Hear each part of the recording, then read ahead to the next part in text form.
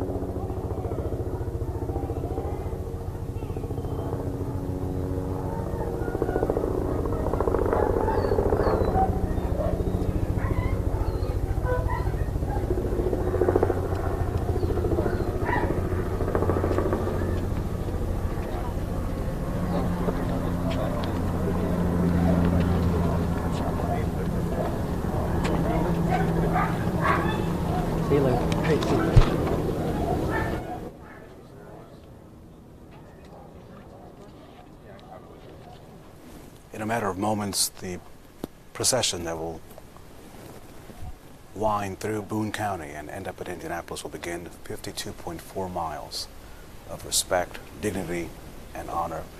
Lieutenant Churchill, what did we just witness? For those of us, again, in the civilian world, I know what I witnessed was love and respect, but what images, can you explain what we saw in those pictures? All of the officers filed out of the church and got into formation, left the family in the church with Jake to say their goodbyes.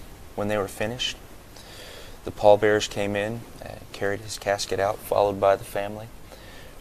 When he came outside, all the officers were called to attention, were ordered to salute. They held those salutes until Jake's body was placed in the back of the hearse. Once that happened, the commander of the honor guard gave the command to order arms and then dismissed the officers. So what's going on now is all the officers are filing to their cars to begin the procession. And someone mentioned, Raphael, on Facebook, the silence there, but you heard the dogs barking in the background, but that entire crowd of people standing at attention and being silent, it's so powerful and heartbreaking at the same time. But on this day, you needed to hear the barking dogs because that was part of His life. Jake's life. That's who he was, right? And Lieutenant Churchill, you talked about that as a former canine officer, that as a There's former nothing more officer fitting than a than canine officer. Right. As a canine handler, a barking dog is what Jake was used to, right? Right on your shoulder, right over your ear, sitting in the back of that police car right behind you. Nice and quiet. Barking. Well, I think one thing that gets lost, and the lieutenant's kind of humble, is the sacrifice it takes to be a canine handler, is all you need to know about Jake. That's a job where, one, you have to take care of the canine. That's an extra responsibility. But also, you're very rarely at home. You get called out quite a bit for manhunts, different events, searching vehicles and things like that. So to be an officer that's willing to take on those responsibilities is all you need to know about Jake, that he was a policeman's policeman, and he deserved the ceremony he just had. When this procession gets underway, within the first 10 miles of the procession, the vehicles will pass through White Lake Elementary School, where Mrs. Pickett taught first grade. There in the school district in Brownsburg, there were early dismissal for schools today. Kids will be able to see what it looks like to be revered, what it looks like to be respected. Beyond what they learn from their parents, they will be able to have that reinforced today as we honor a public servant. You're joining our live coverage of Deputy Pickett's funeral here. We have just completed the funeral, getting ready for the procession here. As Raphael says, it will make its way through Boone County, a long, large procession, and people are invited, adults and kids alike, to line the procession route. Of course, very powerful seeing these images from the chopper here, and then also on the ground of all the people who came out today to share their respects. I'm going to hand my part of the coverage off to RTV6's Amanda Starantino at this time. Thank you, Lauren. And following along all morning, it's incredible to see the amount of support here and how loved this man is by this community. I mean, you don't always see images like this, and it warms your heart knowing that these are the people that are supporting the people that are protecting us. And you can just tell how much this man meant to these people. You are seeing images, live images from our helicopter overhead there in Brownsburg, as Amanda was just mentioning, the magnitude of respect and love in that parking lot is immeasurable. You could not pay for that. You cannot weigh that. You cannot quantify that. That there is public service at its best. And if you could only imagine, because it's true, right now, while those folks are there are hundreds, thousands of public servants on the job right now in Boone County and the other 91 counties doing their jobs, not only in our state, but of course across the country. We're continuing our live coverage as we prepare for the procession with Deputy Jacob Pickett. The funeral over an hour. It was a moment to bring comfort to the family. It is a tough day in Boone County. It is a tough day in central Indiana. A tough day in our state as we say goodbye to a hometown hero.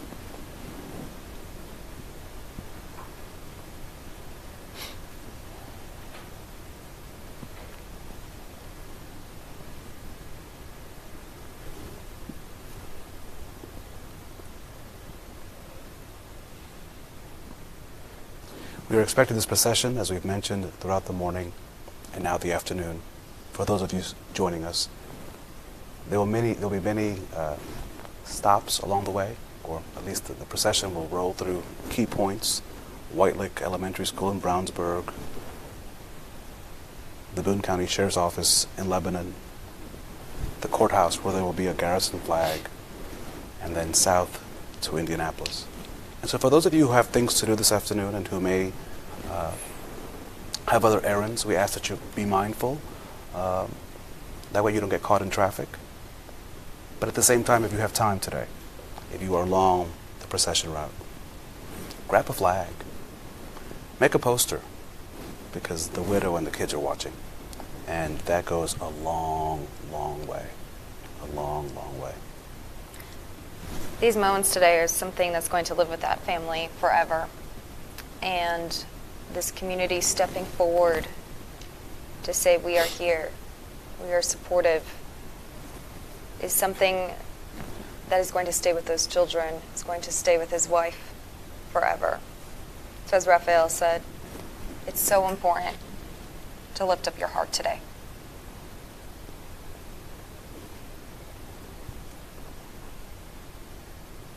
Lieutenant Churchill, we are preparing for that procession, and at one point we will stop at the sheriff's office. That is the one official stop where the casket will stop with the 1042. 1042 is police talk. That means off duty. Deputy Pickett is still on duty, still out of service on the run that he was on when he was killed. He is still in the CAD, in the system, as being there, working. And that final mark-off when they go by the Sheriff's Department will be officially placing him off duty. And so what we will hear at that point, that is probably still another 90 minutes away, will be the dispatcher actually making that call, saying that he is no longer on watch. Is that correct? They will hit for him on the radio. When he does not answer after the third hit, they will mark him 1042. And Sergeant Slocum, we will also see another powerful image when that casket goes by the elementary school and the schools there in Brownsburg. What do you want kids to think about? We know that the school system is already making this a part of the learning experience. They want kids to know that besides your parents and your teachers that you already respect and you should care about, what do you want those young kids to be thinking about when they see this procession? That sometimes there are people out there doing great things on your behalf every day to keep them safe. When I think about anybody, especially children, you want them to feel safe. And that's what Jake was doing last week when he was unfortunately killed. We want everyone to feel safe in our communities. That's why we do this. And especially when it comes to children, any police officer will tell you that the things that make you work the hardest or sometimes choke up the most are things that young people do or young people say. So when they see the police cars, one, I want them to feel safe, and then maybe one day they want to be like Jake. They want to be a police officer. Or like you. Well, that would be fine too. Or Brian. That would be awesome.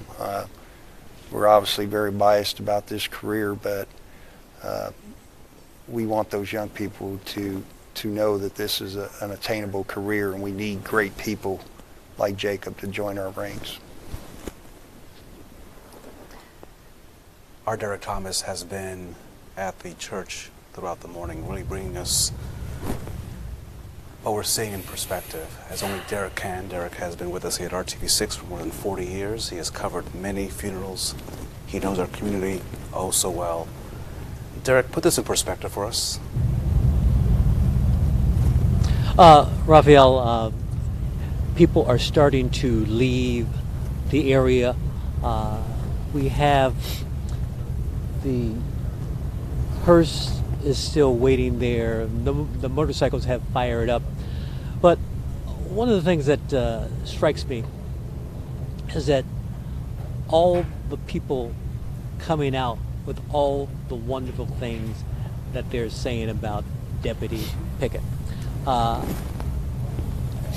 It struck me, a group called the Chihuahua Rescue made it their business to contact us and tell us a story about something that Jake did. I'll have photographer Dave Franklin continue to focus on the cars assembled there, but one of the things that the Chihuahua Rescue said was that one day Jake, on patrol, spotted a Chihuahua darting in and out of traffic. That dog was struck by a vehicle. Jake scooped the dog up, took him to the vet, paid for the vet services, and now that dog named Violet was partially paralyzed from her injuries. She rehabbed those injuries and is now healthy and living with her forever home, all thanks to the kindness and caring of Jake Pickett. Jake served everyone. He was the kind of person, as a deputy I talked to earlier said, he was the epitome of being a police officer. And Sheriff Mike Nielsen, on a message he posted today, said that to those that are evil in our community, we have a message for you. Do not tread on us, as we will not give. You will never deter us from our mission of protecting those we love. We will hold strong that thin blue line and not allow you to cross it, just as our warrior Jake did so bravely last Friday. All the other officers in Boone County and everywhere in our community will protect that thin blue line. It's not just an empty message. It's for real. Deputy Pickett proved that when he went to work every day. There'll be a little more time before the hearse leaves the church, as this is a long, long line of procession that must precede it. We will be standing by here as things unfold. Amanda and Raphael? Derek, as we continue to watch these live pictures from our helicopter and there on the ground, the words of the sheriff echo today, not only in Boone County, but across our entire state. Lieutenant Churchill, I'm just wondering if you could chime in as well, since we are now sort of in the hour when the kids in Brownsburg are out and about and other kids are home. What do you tell how do you explain this to them? Insofar as, good and evil is kind of a hard thing to wrap yourself around. I think right and wrong we kind of get, but what do you tell other young kids? How do you explain this level of death to someone who's going to ask mom and dad, hey, why did that nice officer, why is that happening? Well, that's a difficult question. That's why we brought you in. And it's a difficult subject to have with a kid. But I think the school's letting the children out early today to watch the procession go by may help impress upon them that there is service in life that is worth doing. There are things in life that are greater than yourself, things that have greater meaning than personal wants and needs. Law enforcement, firefighting, teaching, those are all callings that people heed to that believe in those kind of ideals. And I would bet one of those kids today that watched this procession go by gets impressed upon by that. And just like Jake, grew up in Brownsburg, graduated in 2002, one of those kids one day will be driving one of those police cars in Brownsburg. or in Lebanon, or in Boone County. And the inspiration for that may be because of what they see today, that they've learned that there is a fraternity, a sorority, a brotherhood, something that has great meaning and value, something that you're willing to risk your life for. Very few things, I think, in this world are worth giving your life up for. Protection of the community that you live in is one of those. Protection of our country. Defending the Constitution of the United States is another. And we need kids like that believe in those values and those things to grow up in our communities and become law enforcement officers. You did good. That was a good answer. Sergeant Slocum, back in 2014, then Vice President Joe Biden said this, and I want to get your reaction to it because it just rings so true today. Being a cop is who you are. There was something about you that made you think you could help, that you could serve, that you had a duty. And when I read those words, I thought of this deputy, because being a deputy is who he was. There was something about him. He wanted to serve, and he had a duty. Well, it's not what we're celebrating today is not his death. We're celebrating the way he lived his life. The way he lived his life off duty also transferred into why he wanted to be a police officer. I can't explain it. There is something inside your being that tells you this is what you want to do. You want to be a police officer. And when I think about Jake and all the stories I heard at his ceremony today, I see that picture of him, and I know that's the guy who had a calling to be a police officer. All the stories saying the self-sacrifice that he made in being a canine officer, adding extra responsibilities on top of being a police officer. And if we could explain it, then I would bottle it up and sell it to everybody. But I know for me personally, and most of the police officers I associate with, they cannot tell you why they want to be a police officer. They just know that they think they can make a difference in the communities they serve, and that's the life they want to live. They want to live the lifestyle of protecting the communities in which they live. We heard Derek speak the words of, Jake is the epitome of being a police officer. He was a warrior, and he was protecting that thin blue line. How, as a police officer, do you set up every morning to set out and protect that blue line? That's every day. You go to work, you get in your police car, you put on your uniform, you become the cop on the beat. That's what people see. That's what you do. There's stores that I frequent often when I'm in uniform, and they know who I am. And one day I'll go in there and I'm not in uniform, and it takes them a while to realize who I am because I've become identified with the uniform. The same with all other police officers. So when you go to work, you become part of that thin blue line. But the driving force behind that isn't to enforce the law or to be the cop wearing the badge. It's to protect your community. It's to make the day safe for other people so other people can go about their daily business or to go to sleep at night and not have to worry about being victimized. I don't know, I think about there's a quote I read somewhere from one of the older Yankees baseball players that said, whether a kid comes to the game for the first time or the last time, I owe him my best. And that's what I think about when our taxpayers see that state trooper car, that police officer out there. We owe them our best. They have a certain expectation for us to do what is right and to actively go after people that are causing malice in our communities. And I just think back to Jake, that was not even, as I understand it, the call that he was supposed to be on, but he went willingly, and as a result of his actions, there were 3 people that were arrested, and I think that's just what we expect, and the public expects it, and hopefully we never drop our guard and never forget our purpose out there to make people's lives better. Sergeant Slocum, thank you for quoting a good Yankees player, but you know that you're in Chicago Cubs country, so next time. Well, I'm a Cincinnati Reds fan, right, but I just remember the quote, and I always thought we owe people our best when we interact with them. Listen, and that's why I think it was an awesome quote, and we thank you. and Lieutenant Churchill for helping us bring this into perspective. We continue to bring you live coverage of what is now the beginning of the procession for Boone County Sheriff's Deputy Jacob Pickett, a hometown hero. Our Paris LaBelle is at the Boone County Sheriff's Office in Lebanon, where the memorial still stands behind him. Paris, give us a sense of what's to come. That is the place where we will hear the 1042.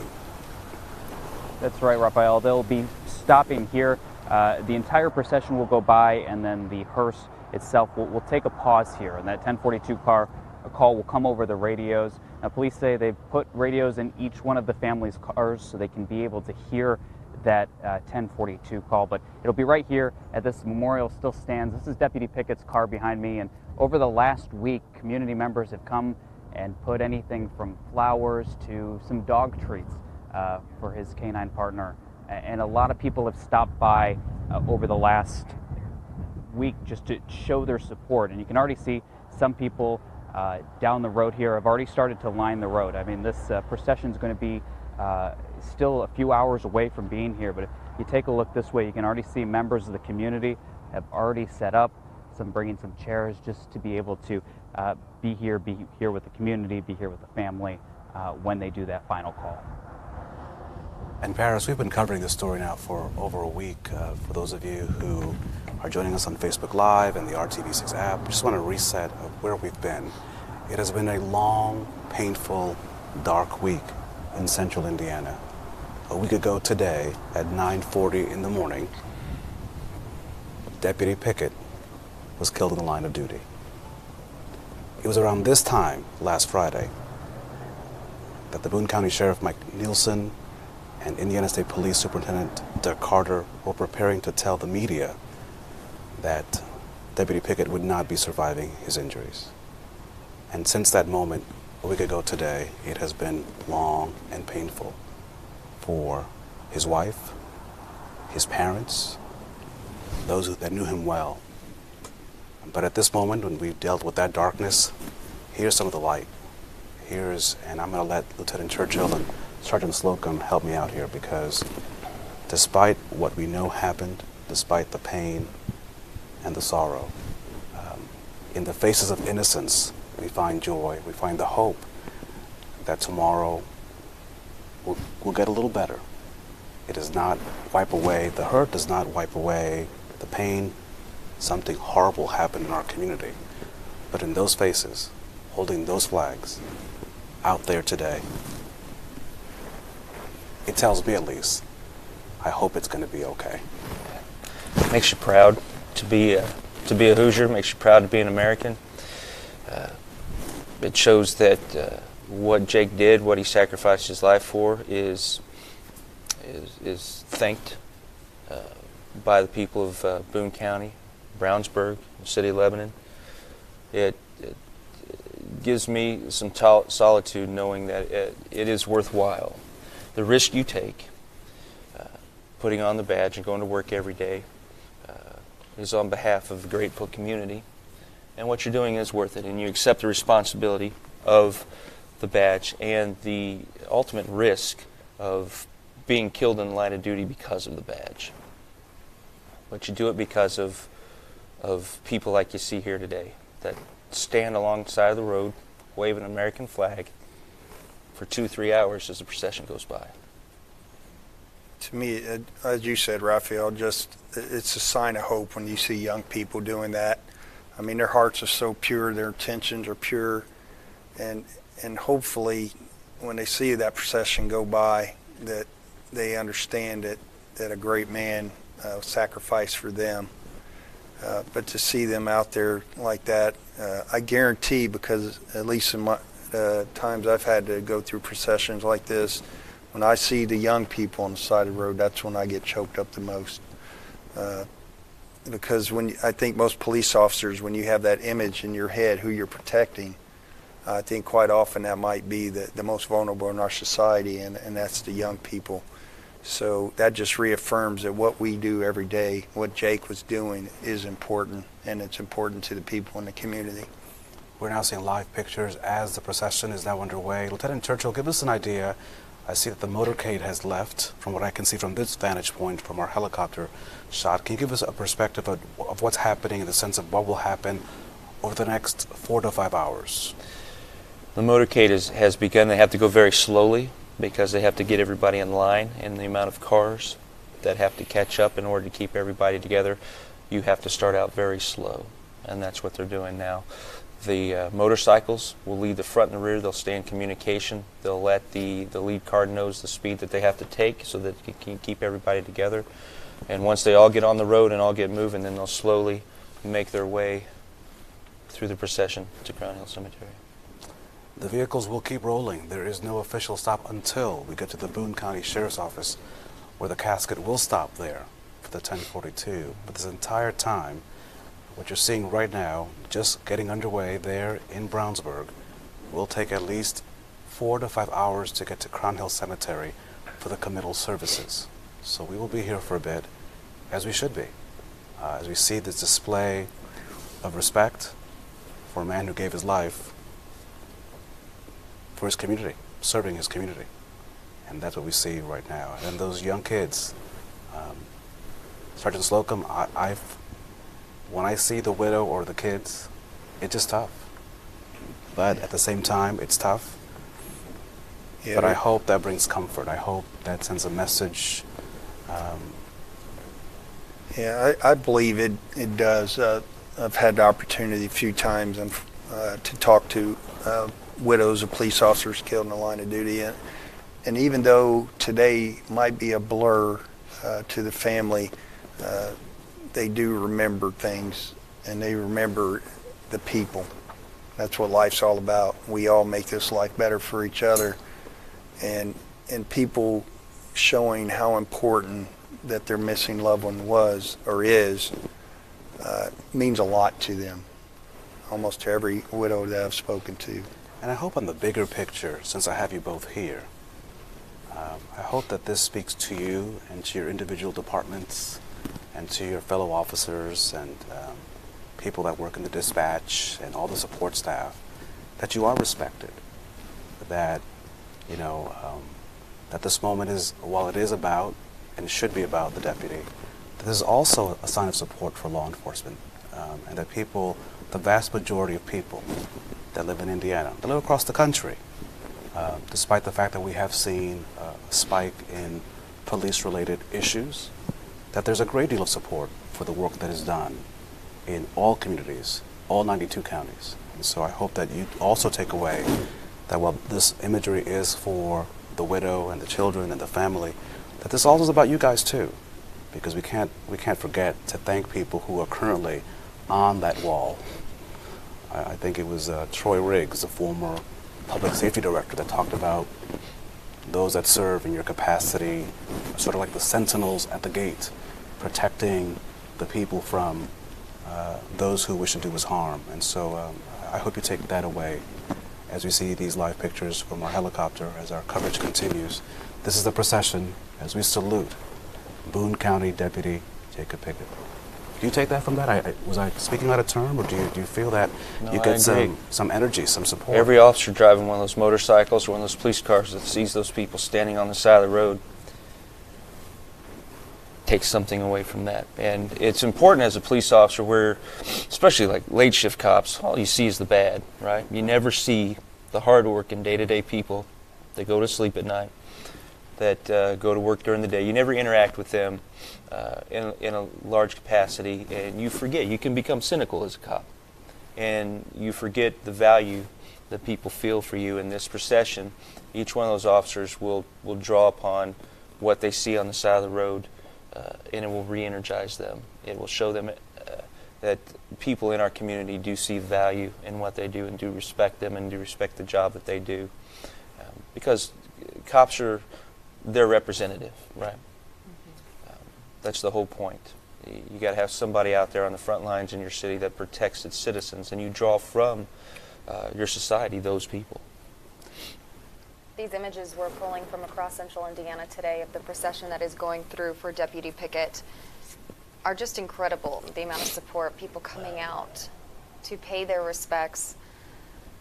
I love what was said by Sheriff Nielsen in this email he sent out this morning, that when he put on his dress blouse and honor uniform, there was a profound sense of pride, duty, and honor. And you can see that from the citizens out there today, too. This is telling each one of those police officers why they do what they do. If you went through this funeral and it was just some police officers, and then you drove to the cemetery and there was nobody lining the streets, there was nobody waving a flag, there was no newscast of it, you'd have to ask yourself, why am I doing this? Is this really that important that I'm willing to sacrifice my life?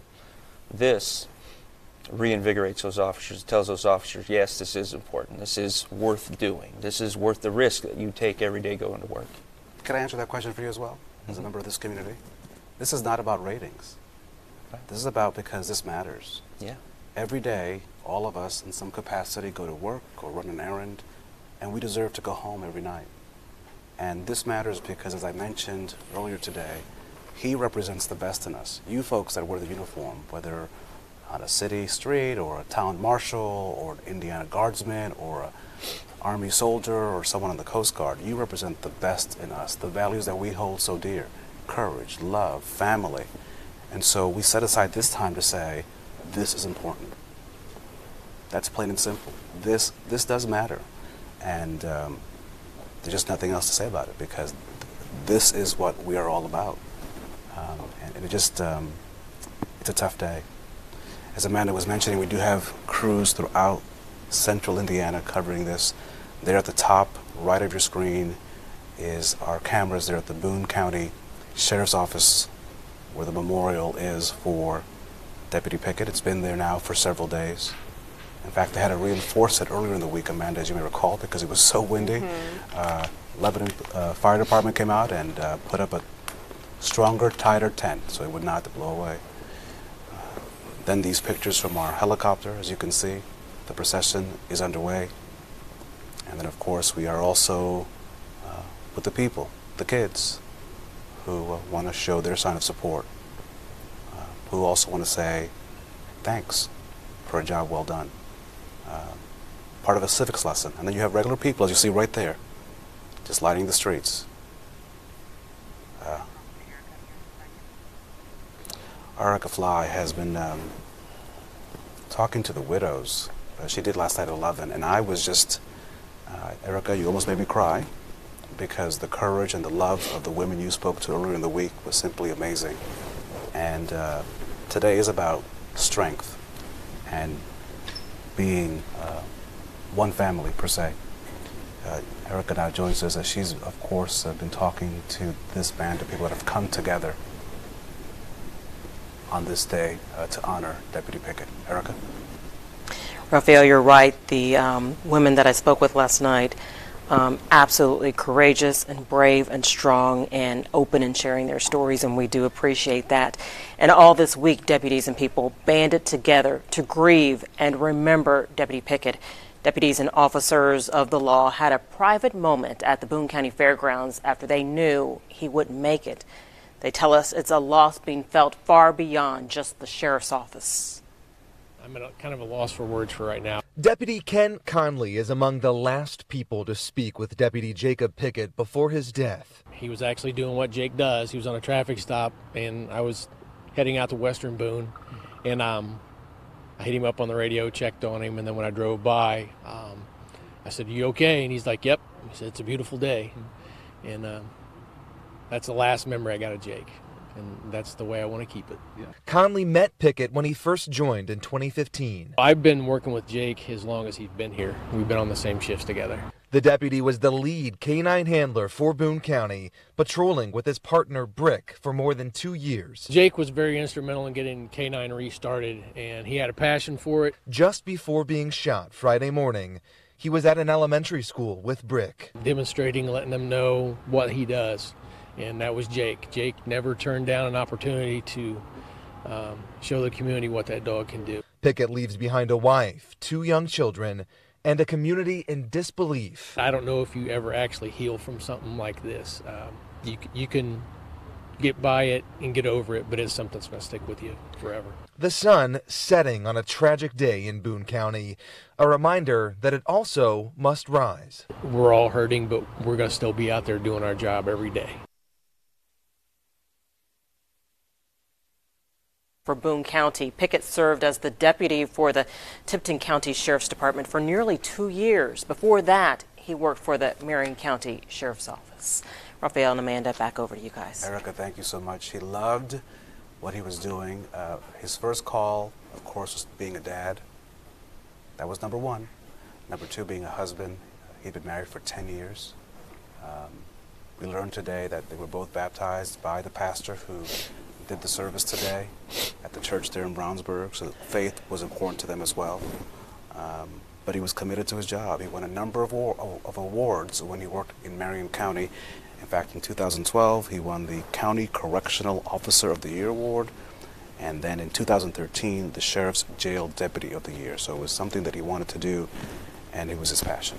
And I think so often when we do things with passion, we find our purpose in life. And Sergeant Slocum and Lieutenant Churchill, he found his purpose. Yeah. I agree. People don't find this profession as a calling or as a passion, don't last very long in it. The pay's not the best, the hours are never the best. Very hard to find a Monday through Friday 8-to-5 job in law enforcement. So it has to be a calling, it has to be your passion, or you just burn out.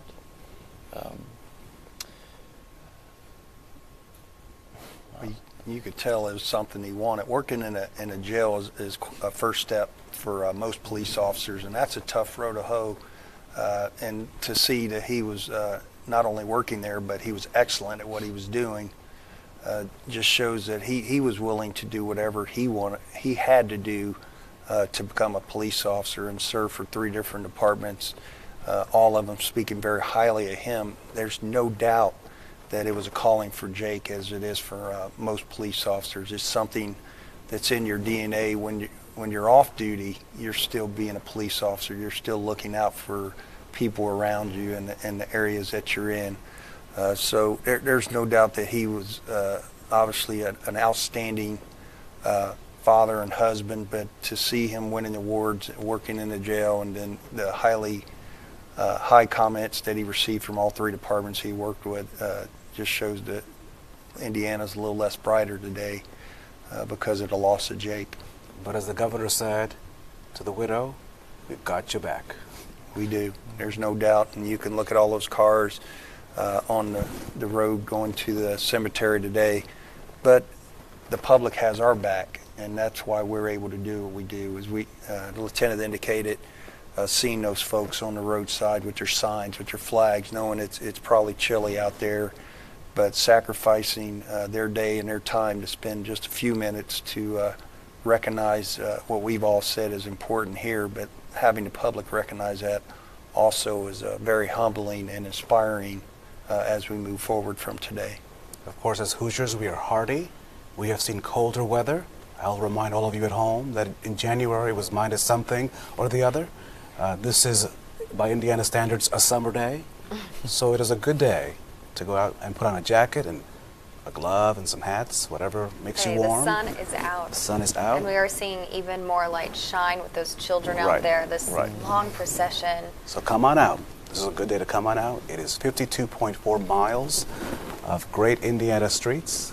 Maybe not potholes, but the sidewalks that you can stand along and show your support.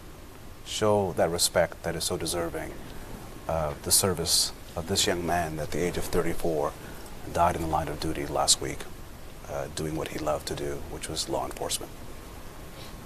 We're seeing this procession for Deputy Pickett go from the Connection Point Church in Brownsburg. It's going to go through Lebanon into Indianapolis to end at Crown Hill Cemetery.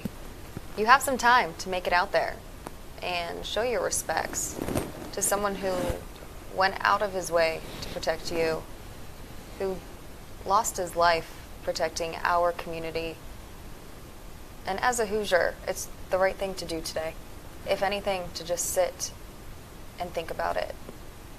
As the officers file out, as you can see, they're leaving on the procession. The officers are, of course, their badges have a black band over their shield, and you also saw the officers will have a carnation we saw from the congressman's perspective had the carnation upside down. And again, what is happening today is all symbolic. It all means something, and will play out throughout the course of the next couple of hours and the next couple of days. Lieutenant Churchill, that carnation that people will see represents, it's a sign, and it'll become very important when we get to Crown Hill. It is. The white carnation is a relatively new tradition. It was started by the Concerns of Police Survivors, which are family members. It's an organization built of family members of fallen police officers. The white carnation that they provide to each officer stands for purity of heart, for loyalty, for honor. But there's also a red drop on each carnation that symbolizes blood lost in the line of duty. Each officer at the funeral side will have a carnation, and as they pass by the casket, each one will place that carnation on the casket. And the band? Black band symbolizes the loss, mourning. It's tradition to wear black. Police officers do that by the band on their badge. IMPD has a black band on our police pants, so that we carry the memory in the honor, the mourning of officers that have died on our department prior to, with us at all times. And how long do you wear the band on the shield? Is it for a couple of days, or does it? For 3 days following the funeral, it's authorized wear. So we will see that for the next couple of days as people here locally in Indianapolis and, of course, in Boone County to our north share that mutual grief. But we'll also see it across the state as we have officers from all 91 counties being represented, as well as across the country. And we're taking a look all live right now of our cameras across central Indiana showing the support for Deputy Pickett and his family. In our bottom right corner right there, you're looking at the hearse that's about to leave the church at Connection Point Church in Brownsburg. We have a camera on a motorcycle there. We're also seeing from our helicopter above in the left top corner that procession going through. It's going to travel miles and miles to take Deputy Pickett to his final resting place. And that place will be the Public Heroes Memorial there at Crown Hill, dedicated back in 2002. A number of Indiana's hometown heroes are there already, being given that honor. And that is also very, it's a beautiful structure, but it's moving. I mean, you just have to see it, the way it's lined up with the names of those who have given of themselves in public service, just as a way of speaking to you. Just as I guess any memorial would, depending on who you are and how it touches your life. But that one is, because of where it is and how it stands and the architecture of it all, that is where we will all end up as we cover the funeral later this afternoon for the committal services. It was also donated by the Crown Hill Cemetery. I believe his first officer to be buried there was Jason Baker. At least that's what I remember, Deputy Jason Baker from the Howard County Sheriff's Department. Marion County. Oh, I'm sorry. Marion County. Yes, Okay. yes, Okay. yes, Marion County. Marion County. And you know, it's a beautiful place. There's a gazebo type structure out there, and stones that are inlet with different family member names, if I remember correctly. And then, as you indicated, the way it's laid out and designed is to me, it just seems like a peaceful place where officers can have their final resting place. Total opposite of how they died in the line of duty. And again, just another sign of how Hoosiers are taking care of Hoosiers. And I know these families are very grateful that they don't have to incur this expense of a burial. It's just one less thing they have to worry about. And to your point, those officers that do die in the line of duty do not have to pay to be buried at Crown Hill in the section that honors public safety heroes, nor do they have to incur the cost of funeral expenses or any of those things. That's all covered as part of that, honor. The procession now underway. As you can see, we're showing you from different perspectives. There at the top left, from our helicopter view, you can see people holding signs. I'm somewhat blind, so I can't read what they're saying, but I can only imagine if either of you gentlemen have better eyesight. I'm not at 20/20 even with eyeglasses. I'm going to presume that they're saying thank you, but if the producer could help me with what some of those signs say. But the point is that people are out, and people are showing their respect and showing their support and showing their gratitude. At the top there of your screen, we've mounted what we call a GoPro camera to give us a good vantage point as that procession makes its way through Boone County and back into Indianapolis for the cemetery services. There on the bottom left, the kids. And on your right, as we continue to watch the procession. Seeing those kids is such a beautiful image on that screen. To see them have hope and to be out there waving those flags with pride. It gives us hope to see that. Hope in tomorrow, in our future. After seeing such darkness. They're that little piece of light in all of this. Throughout our coverage, as we continue our live coverage here on RTV6, our colleague Erica Fly has also been just monitoring the stories that have emerged throughout the week. She's also covering for us the funeral eulogies and the speeches, just the raw emotion of the day. And Erica, what a day it's been here in central Indiana. Raphael, the Indianapolis community, especially fellow law enforcement officers, are sending their support to Deputy Jacob Pickett's family and the Boone County Sheriff's Office. The Southport Police Department, who went through a similar situation, losing Lieutenant Aaron Allen last year, tweeted this out. Our condolences go out to those at the Boone County Sheriff's Office and the family of Deputy Jacob Pickett. The loss of a warrior is never easy. An officer with Metro Police writing, God bless Boone County Deputy Jacob Pickett, husband, father, son, hero, and a guardian of the peace. Rest well, brother. You will never be forgotten. Hashtag Thin Blue Line. And this from the Fishers Police Department. Our hearts are heavy learning of the tragedy in Boone County. Please keep Deputy Pickett's family in your thoughts and prayers. A joy to work with, a leader, and an outstanding officer. Those are the things those who worked with Deputy Jacob Pickett say they will remember him for. That as those who knew him paid their respects at the cruiser he drove while on the job. Our TV6's Derek Thomas has a closer look at the life and legacy of Jake Pickett.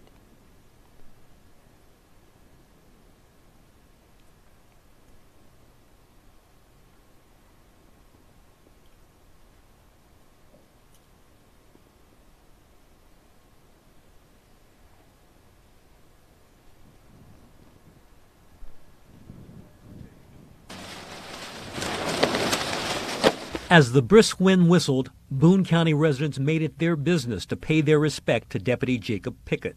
Way back there, amid all the flowers, a card reads, "Our hero." And that's the way this community felt about Deputy Pickett. Our hero. He gave his life trying to protect us, so the least we can do is come out and show him and his family and the department and the county love. It's been a rough few days around Boone County. Despite that, they came and they brought what they could. This couple from Bainbridge brought flowers and a stuffed animal. God didn't mean for this world to be this way, and for these wonderful people that guard us every day, and their life taken, it's senseless. Children brought notes that said, "You kept us safe and we didn't know why. You are a really great guy." Brought a photo of a dog named Violet who Pickett saved from certain death after she was struck by a vehicle on the highway. He scooped her up and took her to an emergency vet, paid out of his own pocket to have her vetted and make sure she was okay and stable enough and that she was going to live. Live she did. This is video of her doing her rehab. She's now at a permanent home. The inscription on the photo says, "We will never forget you." Others, like Clinton County Sheriff's Department Detective Jared Blacker, brought personal testimony about an officer who was all in. He was the epitome of what a police officer is, especially a deputy sheriff. He wore the badge well. He did the right things for the right reasons, and he didn't just go out and arrest people. He made people's lives better. brought Girl Scout cookies, thin mints for a deputy who was thick with enthusiasm and professionalism for his job, brought a tinted tribute to an officer and a gentleman taken from us too soon. In Boone County, Derek Thomas, RTV6. Our live coverage continues. As you can see, this is the procession. As it's leaving the church in Brownsburg. It will take some time. We've only seen maybe half of the vehicles leave the church as these officers from around the state and country pay their respects to the officer. We've also seen the memorial grow there in Lebanon, outside of the Boone County Sheriff's Office, the jail, as you can see from these pictures, also live pictures, where my colleague Paris LaBelle is standing by live. This is where they will do the 1042, the end of watch call for Deputy Pickett. This memorial has grown so much over the past few days, as people are really just trying to find a way to show support. And one way to do that is this way. And so that's the way you wish to show your support. That's great. Other folks are also looking for ways to make donations to the family. The best way to do that is through KeyBank. If anyone else calls you, if anyone else tries to sell you something, a trinket or something, don't buy it. Don't be scammed, as evil sometimes tries to take advantage of these moments. If you want to make, again, a donation to the family in any capacity, a KeyBank is working with the right people and the right organizations to make sure that the money, if that's what you want to do, will make it to the family. If you don't want to do money and you want to show support, that is just as valuable. And so you are more than welcome to step outside today. It's a beautiful day in Indiana.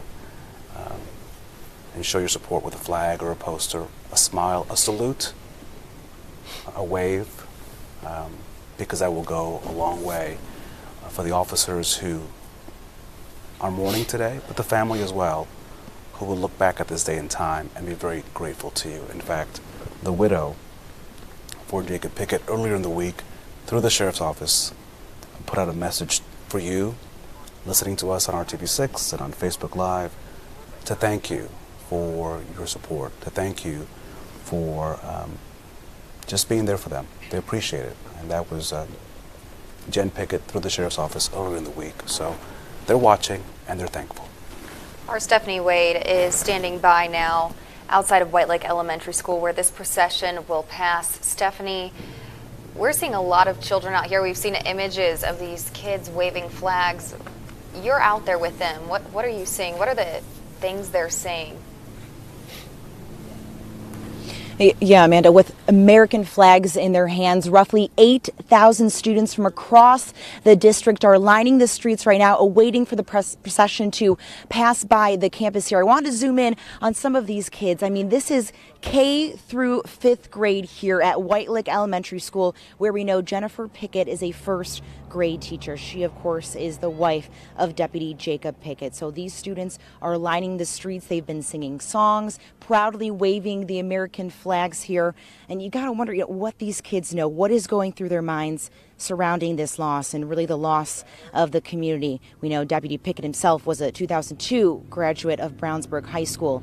And I also want to mention there are plenty of other people, other community members out here today, people from Plainfield even that we've been speaking with. They're bringing their children out here. They want to proudly show the respect to law enforcement. So everyone's just kind of gathering up here. Even Eagle Elementary, which is just down the street here, they are lined up as well. I wish we could kind of show a wider picture, but really a lot of the schools, a part of the district, are in a pretty close proximity to each other. So they are lined up and ready to go once the cars pass on by. We'll bring you that live again. Stephanie, thank you so much for that image. Now we're watching that procession go through. It began at Connection Point Church in Brownsburg. It's going to go through Lebanon into Indianapolis to Deputy Pickett's final resting place at Crown Hill Cemetery, where he will be honored. What we saw with Stephanie with all those children, that is a lesson that I think just by seeing, they're learning so much. What do you guys see when you see how many people came out today? Right, she said 8,000 children. There's a lesson here to be learned. Each one of those children are going to learn about this. I'm sure when they go back to their classrooms, they're going to talk about it, what this was all about, what it meant, why. How do things like this happen? How do drugs and getting into that lifestyle affect not just you as a person, but the rest of the community, and what can happen and what that can lead to. It's a good life's lesson for those kids. Lesson in what is meaningful, what is worth doing, what is honorable, and what doing things that go against morality and the law can lead to. And to me, it reminds me the themes we hit on earlier is hope for the future, hope that things will be better, not just for the Pickett family, but for law enforcement in general. And I think everyone kind of sees that in young people, and I'm glad their school allowed those young people to support their teacher, Miss Pickett, and the officers and Jacob in today's ceremony. And I think that hope you're talking about is the same thing that only the pastor was really hoping, to use the word, to stir in those of us watching and in those in the church, but also we heard that from the governor, who said, while God called Jake too soon, the governor went on to say, those who live in the Lord never say goodbye for the last time. And we do know that based on what the pastor said, that both Jake and Jennifer Pickett, they were people who were of faith. And so those words from the governor, as well as from the pastor who reminded all gathered that this was not about closure, but about comfort. And for those who were asking about the why, that was for a different day. Let's focus on the man. The procession now making its way to the school where Jennifer Pickett is a first grade teacher. Let's just take in this moment.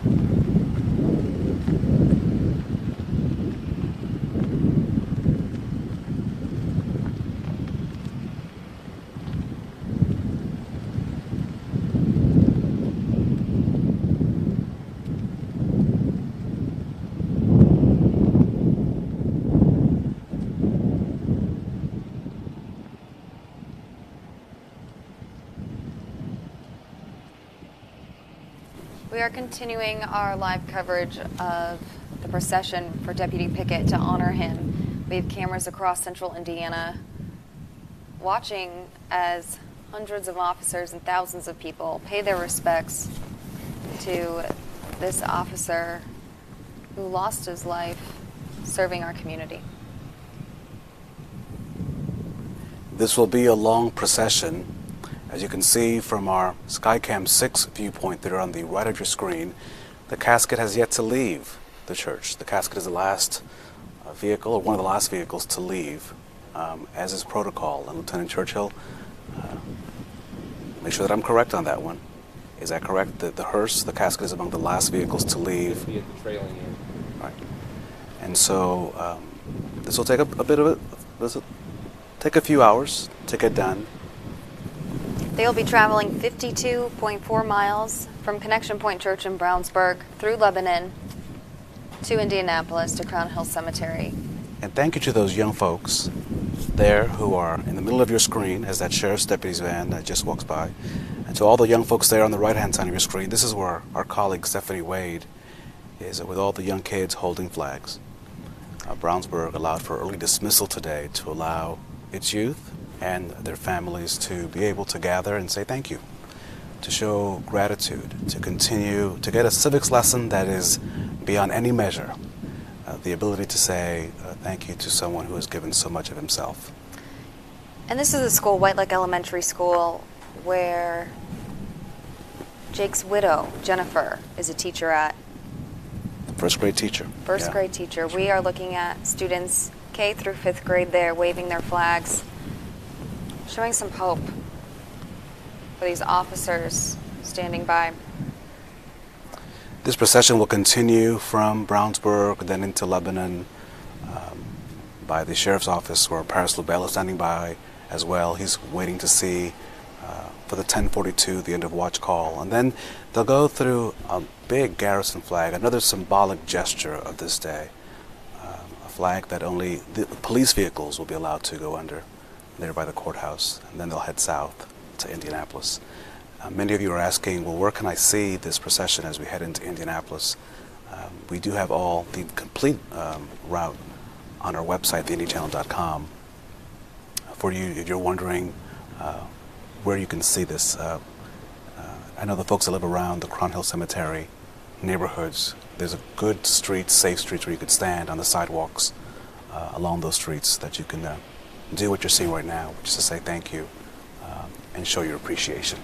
And while we continue to see these students stand out there, all bundled up, it's important to know that this week they've been paying their respects. A lot of them have been creating cards throughout the week that are on some of these officers' cars going through this procession saying, thank you, we love you, we care about you, and we honor you.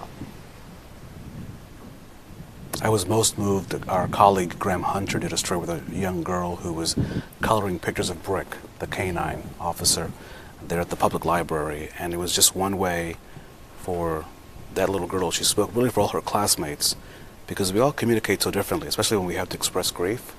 For some people, they cry. Some people don't want to talk about it. Some people need the arts, need music, and drawing to be able to express their feelings.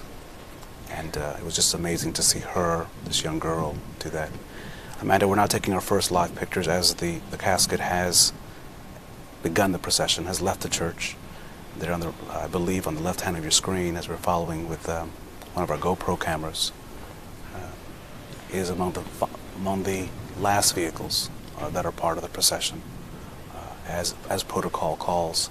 Lieutenant Churchill, I see that there's a number of, there's a motorcade by their side, and that motorcade will follow them throughout the process? Yes, there'll be a motorcycle at each corner of the hearse throughout the entire procession.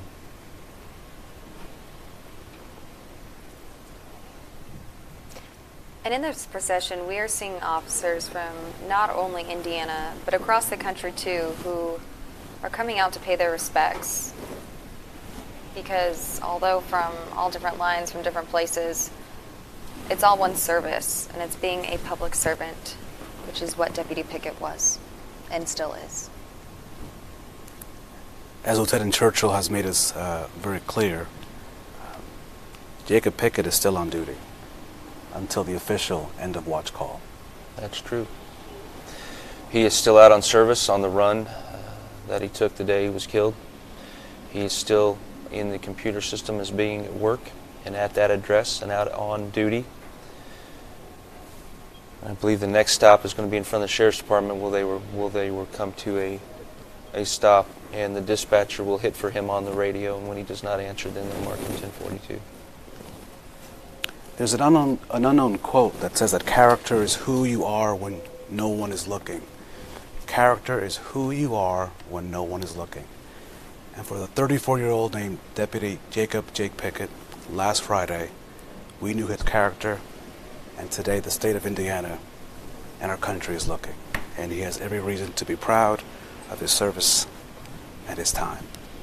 Our coverage now continues here on RTV6 with my colleagues Amanda and Mark as we continue to pay our respects to one of Indiana's hometown heroes. Raphael, we Amanda? want to thank you for your contributions to this point here, really delivering coverage of what has happened today and leading up to this point. Raphael, thank you. We'll be talking with you along the route this afternoon.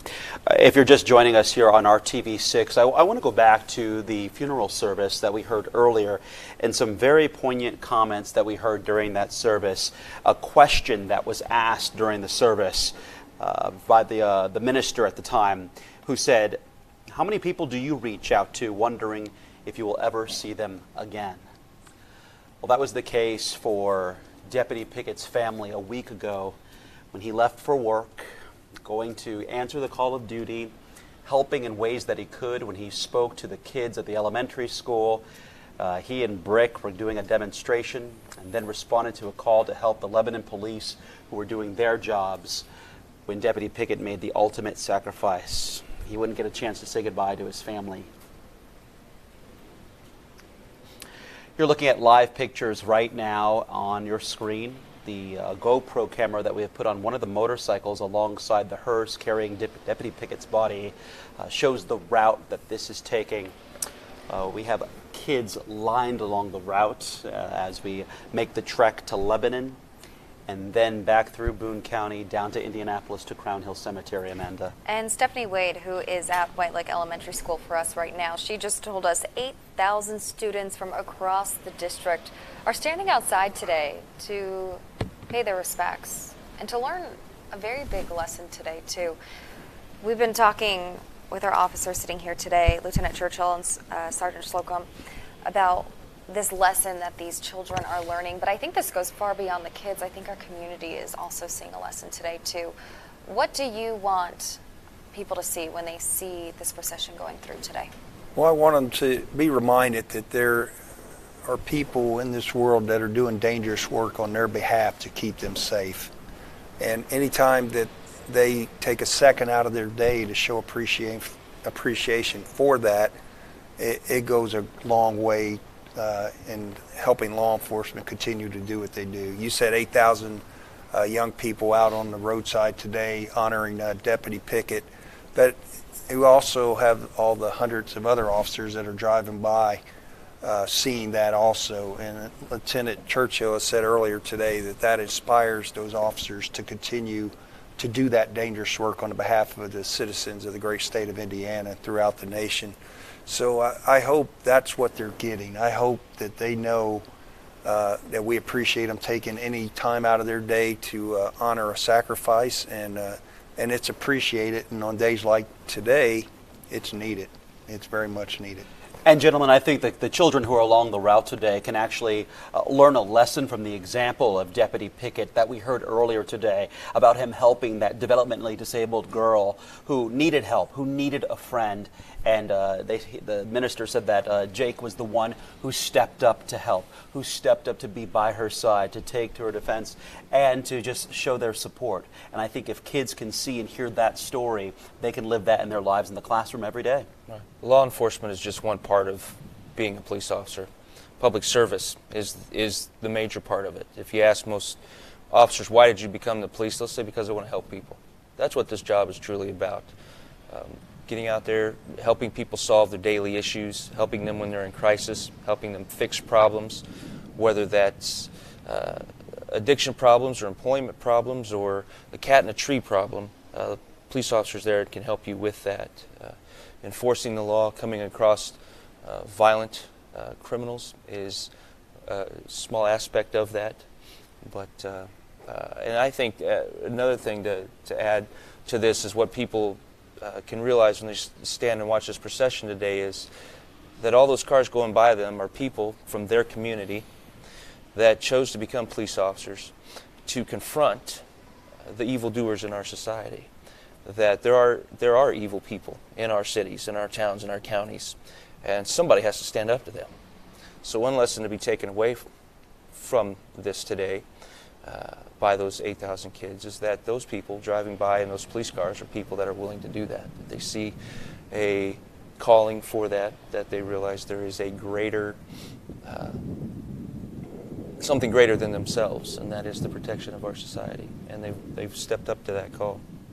And as we've been hearing, Deputy Pickett answered to the call of duty more than just when he was in uniform, as you mentioned here, that he and his wife, Jake and Jennifer Pickett, also made it a habit to rescue animals. That was a passion that they had.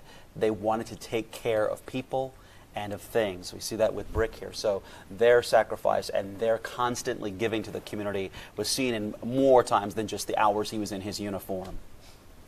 Well, this is a calling, as we've said many times today.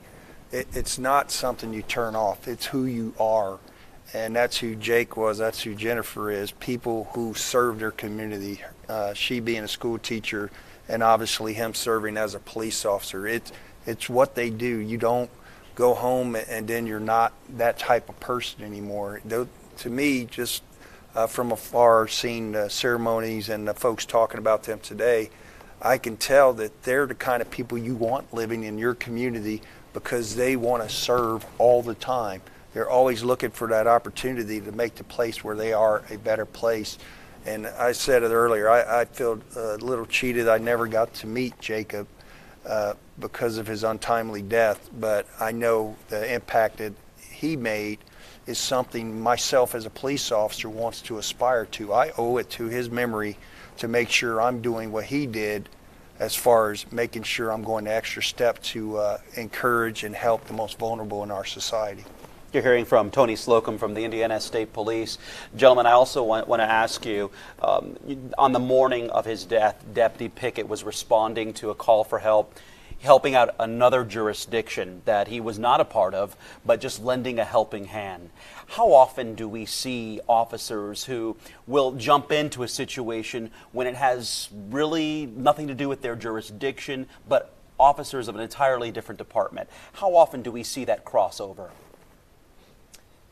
No officer is going to turn down the opportunity to help another officer, especially in a time of need. Big city of Indianapolis, we're a lot more self-sustaining. There's officers around, but I would say an officer from East District will jump in and help an officer from Downtown District just as fast as he would his own beat partner. It's trooper sitting next to me is wearing a state police uniform. I'm wearing an IMPD uniform, but to me it makes no difference. If he calls and says he needs help, I'm coming. I'm coming running. I'm going to help him. I think where Trooper Slocum works up in a smaller county, it's even more important to cross-agency assist. It's the norm that you're helping each other more than doing things as a single agency. For our viewers just joining us, we are continuing our extended coverage of Deputy Pickett's procession.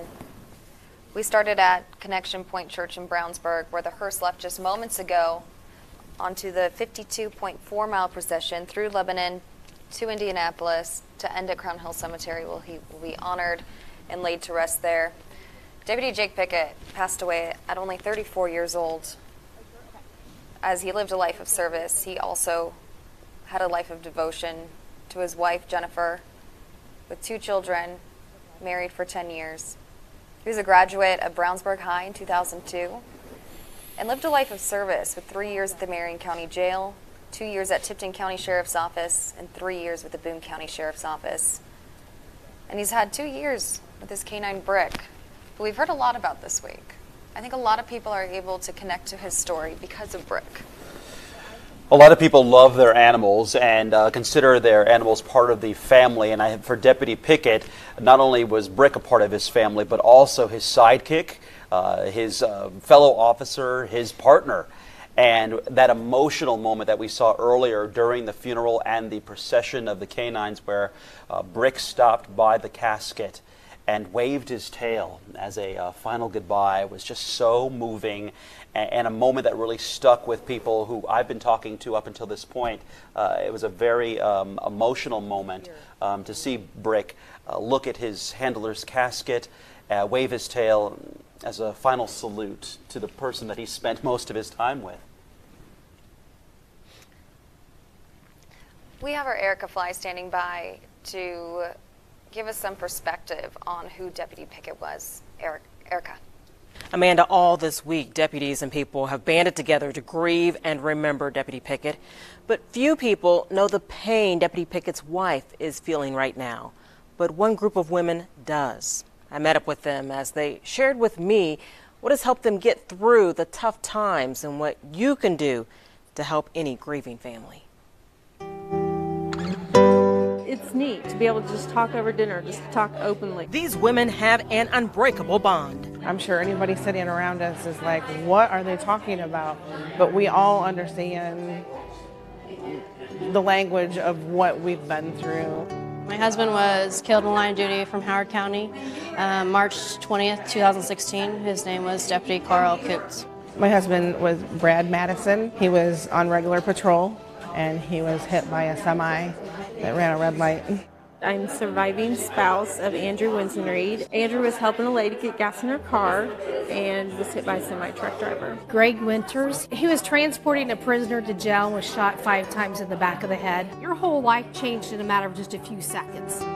Molly Winters Carey founded Indiana Concerns of Police Survivors, or COPS. They are my saviors. Cassandra Kuntz met them on her darkest day. One of them was there, and I remember just saying, "Who are you?" I didn't want anybody to be around, but when I look back at it, I'm very thankful that they were there that day.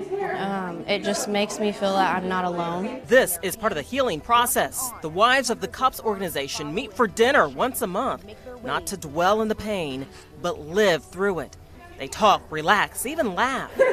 They gain strength to support other survivors, like Deputy Jacob Pickett's widow, Jennifer. I was telling her that in a year, the news will be gone, everyone will be gone, besides us. I couldn't express enough that we aren't leaving her. They say your support also means a lot. They take comfort in your blue light bulbs and ribbons. They see you lining the procession route with flags and signs. People you've never met before. Honor your loved one by standing there just wanting to say thank you. They tell me those words mean the most. Just a simple thank you. Help with handiwork, donate gift cards. Maybe like groceries, or if you knew the family member had a dog, maybe a pet store gift card to help out with dog food, or just lawn care services. Show you care, not just now, but in the coming weeks and months. After the funeral's over, a lot of people go away. And so, pick up the phone and, hey, how are you doing? But mean it. Because even years after their husbands' deaths, there are still ups and downs, but they're getting through it together. You have lifelong friends now. You'll never be alone. If you'd like to send letters or cards to a family of a fallen officer, you can send them to Indiana Concerns of Police Survivors and specify which family. You'll find a link to their website at the hot button at theindychannel.com. And that group attended the funeral service today and are part of the procession and anything that happens all day long. They just want to pay their respects. Mark and Amanda. Erica, it is good to see that that sisterhood is there to prop each other up. It is sad that such a group is needed these days. Here's a live picture from the Boone County Sheriff's Office where Paris LaBelle is standing by. This is where this memorial has been going on for this past week.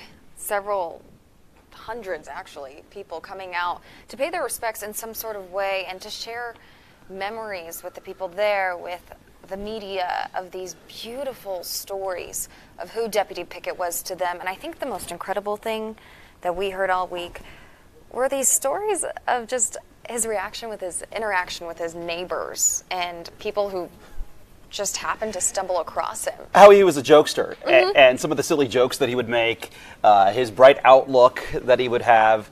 Yeah, we're hearing a lot of those stories about the type of person he was. And let's not forget, this is a celebration of life. We're celebrating how he was, how he interacted with people, the service that he gave to his communities and to his family and to people he knew and didn't know. I think what's interesting about this live view that we're looking at right now is that I can remember when it was just a few small trinkets and a couple of small animals, stuffed animals, and a couple of flowers. Now It has grown so much over the last week, hasn't it?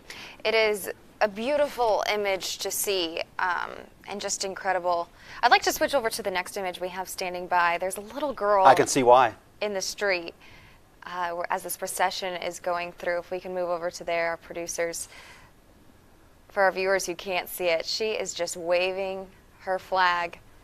Well, Mom moved her back a little bit. Mom said move back, but she was jumping up and down, showing some hope, showing some light in all of this, saying it's okay. It's okay. We're seeing a lot of children along this route today as the procession moves by. You see fire trucks and police cruisers from a number of different agencies, not only here in Indiana, but from states surrounding and from other parts of the country here showing their support. So that's on one side. And on the other side, you've got people lined up for miles who have really stepped out and are staying there to show their support as the hearse makes its way through the procession. I know a lot of people are extremely confused after what we saw, what we heard over the last week of everything that's happened.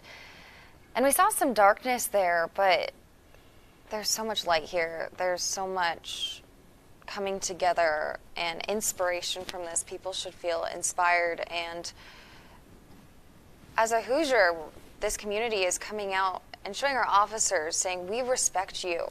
We are there for you. We are backing you. We're going to stand out here and show you that.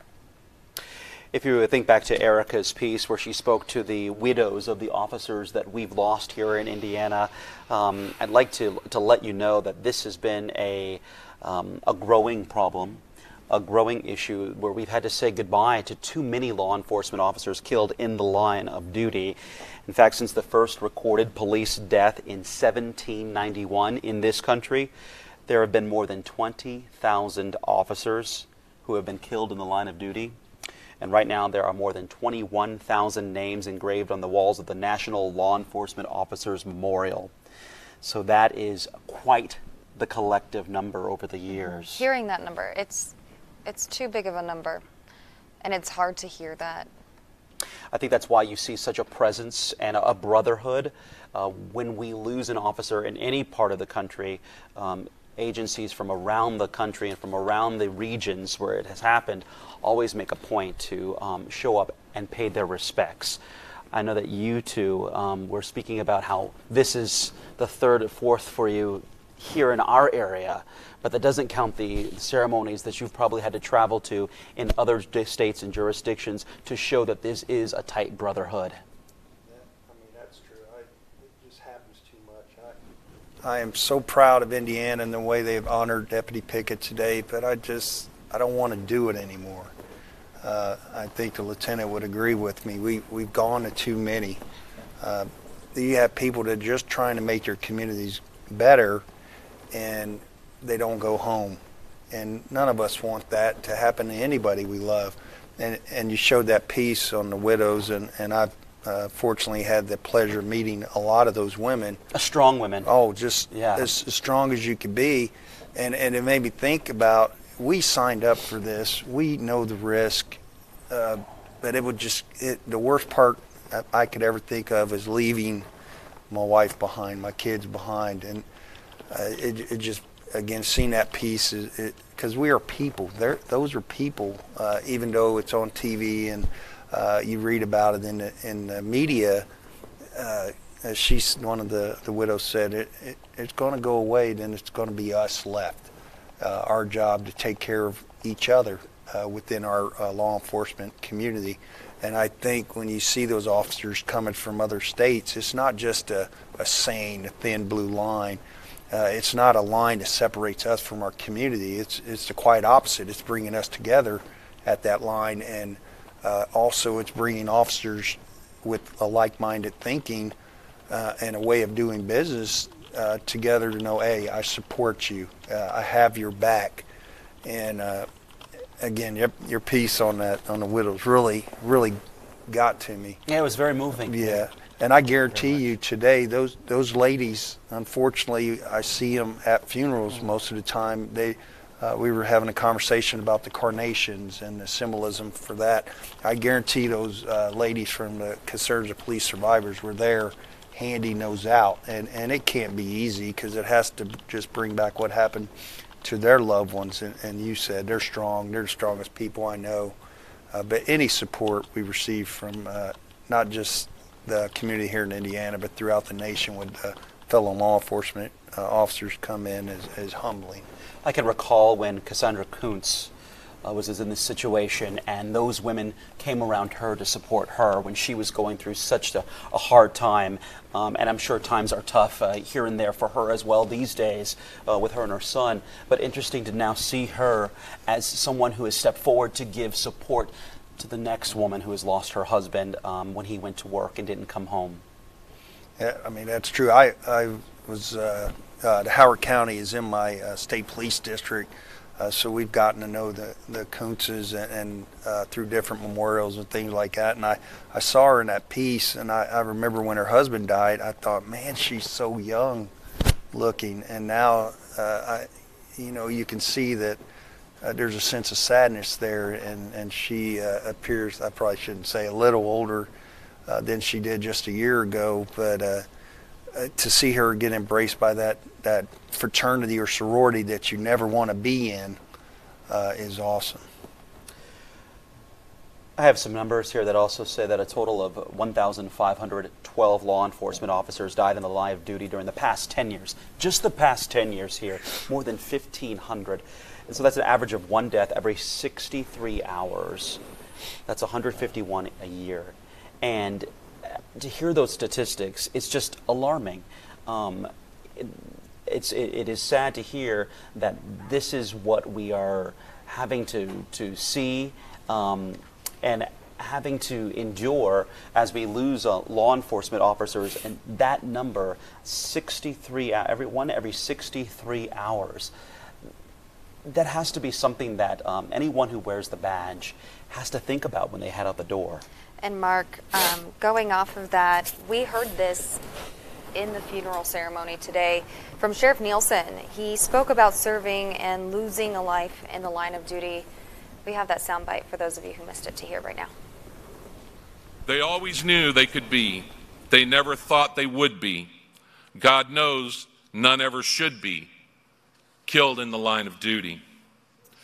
Some made their final stand, their profession's last demand. They fell with gun in hand, killed in the line of duty. A routine to many a cop. Some made one final stop. Someone's mom and someone's pop, killed in the line of duty. Others answered one last call to a robbery, theft, or brawl. They arrived only to fall, killed in the line of duty. Some were dressed in brown, some in blue, some in gray and plain clothes too. Some were dressed like me and you, killed in the line of duty. May their souls be forever blessed, for they are now at rest, died doing what they loved best, killed in the line of duty. Forgotten they never could be, forgotten they never should be, thought they never would be, killed in the line of duty. God bless all those who fall. They are missed and loved so well.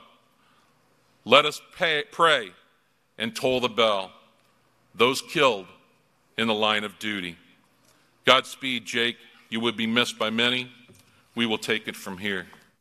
Again, that was Sheriff Nielsen speaking at Jake's funeral earlier at Crown Point Church in Brownsburg. Now, we are watching the hearse go through in this procession that is 52.4 miles long. There are hundreds of cars involved in this procession and thousands of people standing by to show their respects this afternoon and all day long. It's going to take some time to get to Indianapolis. They have a long trek to make.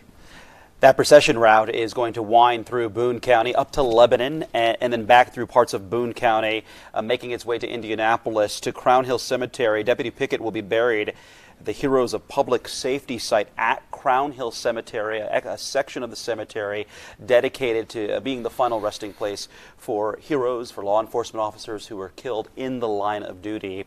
Two words that I've heard come up quite a bit when describing Deputy Pickett, those are warrior and hero. And those are two words that he really lived up to, exercised every day of his life. And so today we salute a hero. I think it's safe to say Deputy Pickett is a loyal public servant, as are all these men and women who put on the uniform, wear the badge, and make that decision to protect our community, our families, our friends, our dogs, our pets, every single day, and make that decision to possibly not say some final words to their loved ones, to step out to help us. And you speak of help, Amanda, and of course, as we lose Deputy Pickett here, there's been a void created here. And the officers that we've spoken with today here in our studio and out there at the site of the funeral and along the procession route acknowledge that Deputy Pickett's death has left a void for his two young boys that still need to be raised. And that can be quite a handful and a challenge. And so a lot of people are stepping forward to really support the family, to help in any way they can support the family. And so as the two boys still need to be raised and cared for, we do want to let you know that the Boone County Sheriff's Office is spearheading an effort to support the Pickett family. They're accepting donations payable to the Jacob Pickett Memorial Fund against the Jacob Pickett Memorial Fund. And if you're interested in helping out, you can either bring your donations to the Boone County Sheriff's Office, or you can go to any key bank in our area, in our viewing area. That's Key Bank, care of Deputy Jake Pickett Memorial Fund, or you can use a PayPal link. Now, they're not endorsing any GoFundMe pages, so make sure you steer clear of that. Again, the two best means to show your support financially for the family at this point is by stopping by the Boone County Sheriff's Office or by making that donation to the Deputy Jake Pickett Memorial Fund at any Key Bank branch. And that is just one way you can help. And if you can't help in any type of monetary donation, you can help by just standing outside today and showing your support. Remember, his wife is watching this. His children are watching this. His community. Just look at that line. Isn't that something? It's incredible to see that. And again, we were talking about Brick earlier, and I think a lot of the kids this week have really been able to connect to Deputy Pickett because of his connection with Brick. They can all understand a connection to a pet.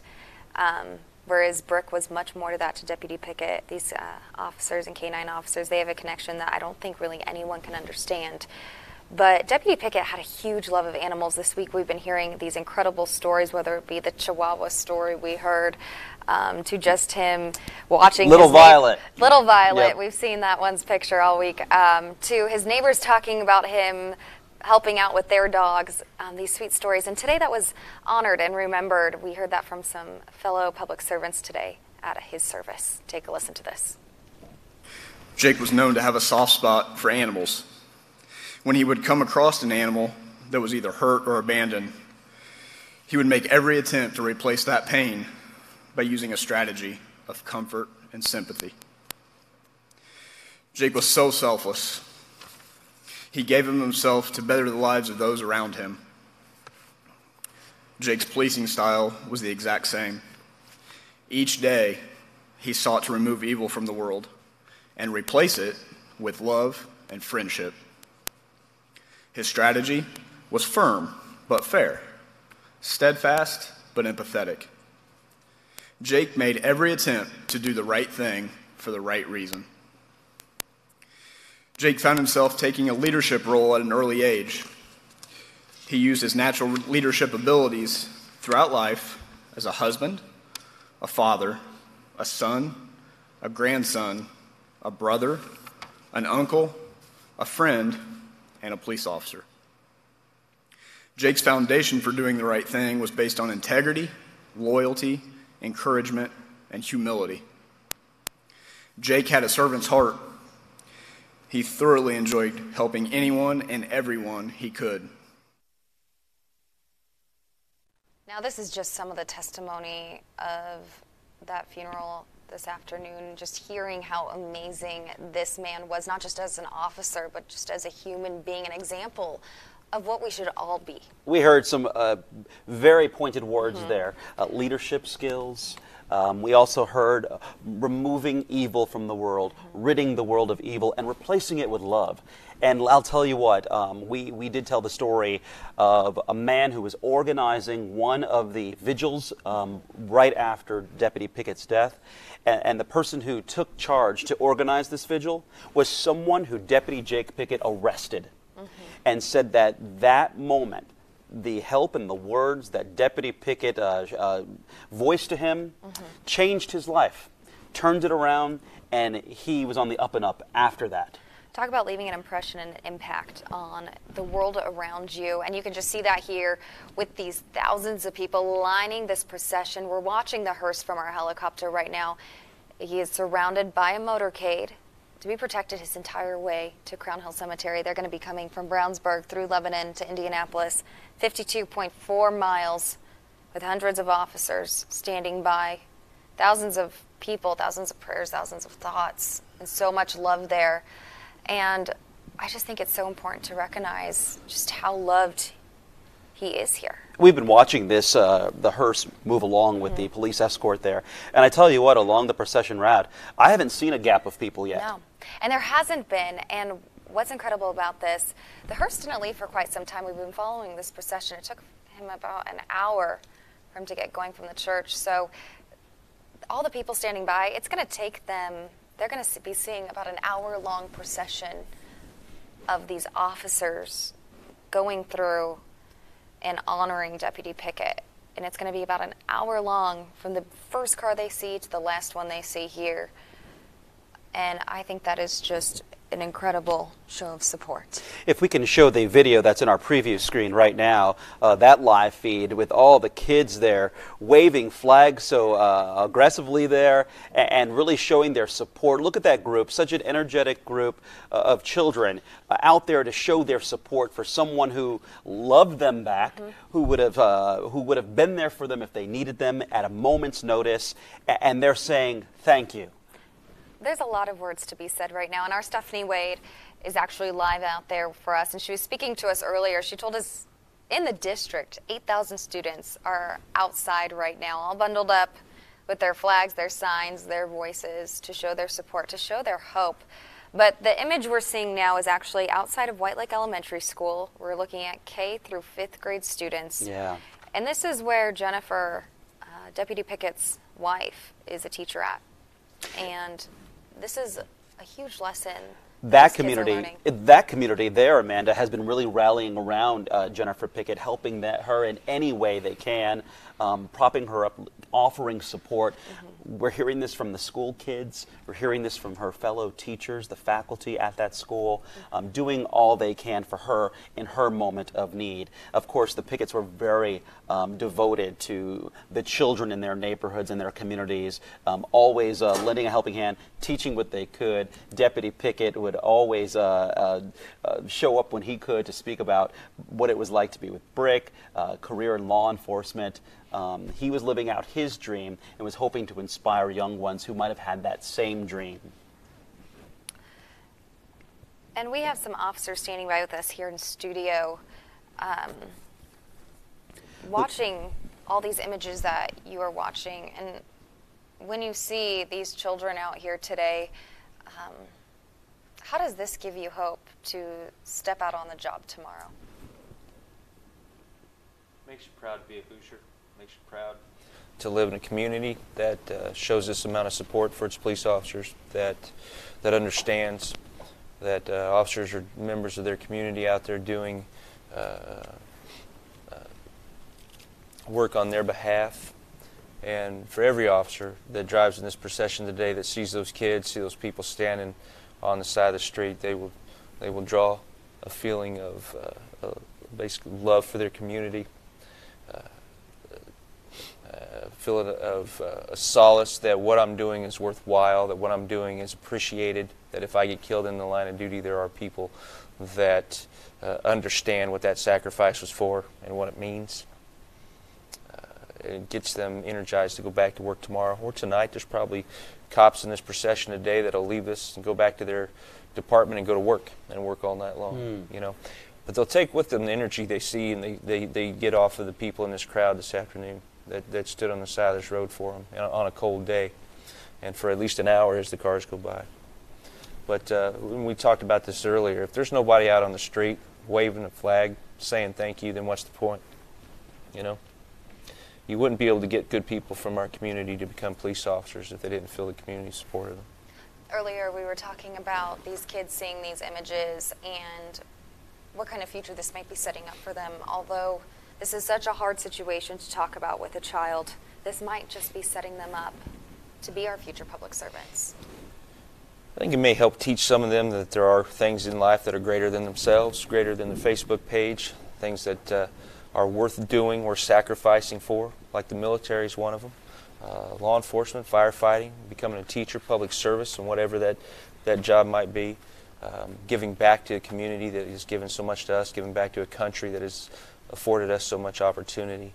Maybe some of those kids today that will learn, see that for the first time, that there is meaning to things, and that the police officer that comes to their class to teach them why not to do drugs will see a larger picture of that meaning and gain a greater understanding as to why it's important to obey the law, why it's important not to do drugs, and what it means to contribute and to be a contributing member of society. Maybe some of those kids sitting on the sideline today watching this will grow up and become police officers, and they'll remember this. We hope so. We hope they do seek out that line of work and give back to their community in the ways that Deputy Pickett did. That was a selflessness that he brought to the job all the way up past his death. You recall that his last gift to the community, his last way of serving, was to literally give his heart to another patient at St. Vincent who survived because of him. I want to bring back in our Rafael Sanchez, who joins us here in the studio. And Rafael, I know you were here listening to the ceremony earlier and the minister. And one thing that stuck out to me during that during the funeral there is the question the minister asked a couple of times. He said, "What if we live every day as if it were our last, and then treat every person as if it were their last day? How different the world would be." That really resonated, and I think everyone could really take that to heart and really think about it. And Mark, that's a question of hope, right? We all hope that things are better. We all hope that we never see this image again, because this is difficult, and it's very difficult to explain to children. It's difficult, as you and Amanda have been talking about, and Lieutenant Churchill and Sergeant Slocum have been talking about now for a couple of hours, to see these images and to explain to people what's going on. So it's, you know, the gravity of it all. It is so heavy, and but on the other side, Mark, as we often talk about, is the goodness of people, and so we are really seeing the best in Hoosiers, and in this dark moment. And as the minister talked about, today is not a day to talk about a conclusion. No, this is not about a conclusion. This is about a road to comforting this family, and they will need a lot of comfort. We saw in Erica's story, which I will now talk about for the third time today. I was struck when I watched your newscast last night at 11 o'clock. That first story with the widows, and the courage and the love and the fortitude that they showed all of us, and those are life lessons. And the reason we're covering the story today is because this is the best in what we all want to be. We all want to be courageous. We all want to be giving. We all want to be a part of the community. We all want to be better dads and husbands and give back to our public servants. And this is what Deputy Jacob Pickett represents, Hoosier values. And so that's why we're here at this moment. And as you're looking at these live pictures, Mark, I want to point out that it took about an hour to get to the elementary school. That means that this could go on for another 4 to 5 hours, because the casket is the last in the procession line, and we have 50 miles to go. The school was in the first 10 miles. Right. So for those of you who are anticipating wanting to do something, You have plenty of time to go out and line the roads and show your support. But as you can see, based on the number of law enforcement that are taking part in the show of support, the show of gratitude, it's slow going, it's fitting for this officer, but you have time. More than likely, this hearse may not make it to Crown Hill at this point to maybe 7:30. I hope a lot of people are taking that call to action to step outside to why not, right? Wave, smile, as you said earlier, wave a flag, it's sunny salute. Out there. It's sunny out there. It is a great day out there. It is a great day in Indiana. We know that on most Indiana days in March at this time of year, it could be snowing or some other sense of weather, but just grab a coat, wave your hand, put your hand over your heart, and the family will say thank you. They will appreciate your sign of support, Mark. We've been reminding people about how this is a celebration of life today, about the type of person Deputy Pickett was and what he leaves behind. And very interesting to hear about how how his family wants people to know him, the good parts. So we heard from Christy Pickett, his sister, who told us that he was always making goofy faces for her daughter. He was a very loving uncle. He was always trying to make people laugh. And I think that, as long as we've been in this career, Raphael, hearing when people lose loved ones, what they want to talk about is the good things, what you should know about their loved one. Some of the good things we're seeing, too, is the amount of people coming out. And it's not just today. It's been since last Friday when this all started. And that's where our Paris LaBelle is now actually at the memorial in Boone County, at the Boone County Sheriff's Office, where we've been watching this memorial grow throughout the week. He's joining us live now with what he's seeing there. This is also Paris, where we're going to hear that 1042 call, the dispatcher making that final call on the radio. That's right, Amanda. Over just the last 30 minutes, the crowd here has grown tremendously as people come out to show their support. You actually, if John pans here just a little bit, the memorial is over there, but there are people standing in front of it here just because of the number of people who have come out just in the last hour or so to show their support, and they've been telling their friends to come out here as well. This is where that final 1042 call will happen, and that's where the dispatcher will call them over the radio. And 1042 is cop lingo, but what that is being off duty. So he'll mark off duty for the last time here when the procession passes, the actual casket, and the hearse will take a pause here, and that's when they will do that call over the radio. But just a lot of people out here to show their support. If you come back this way with me, you can just see down the road here just how many people have started to line up on both sides of the street, just to be here, to be able to show their support. We heard some of the officers here talking a little while ago. The front of the hearse, or the front of the procession itself, is still about 10 miles away from this point, so there's still time to get out here and show your support. But just an amazing amount of people coming out here to show their support. Paris, you mentioned the 1042 and off duty, so we'll be hearing that last call, and we'll be sure to bring that to you live here. This is an end of watch for Deputy Pickett as we watch him move to his final resting place as we follow the hearse there and the motorcade. So Lieutenant Churchill, who is sitting here with us at the desk in the studio, how will that call go? Each department may do it a little differently. I'm basing on my own experience from past Indianapolis funerals, but the deputy is still on duty. He's still out on the radio run that he was on the day he was killed. He's still on the clock. So what the tradition is the hearse will pull up in front of the sheriff's department. Typically, a dispatcher will hit for him on the radio because he's still out of service on the radio run. They'll hit for him a number of times, usually about 3 times. And when the deputy does not answer, then they will mark him 1042. And there'll be a statement given on the radio about that. It's such a powerful moment for those who are there and for those who are watching it and listen to it replayed later. As an officer, hearing that, what are some of the emotions you're feeling during that call?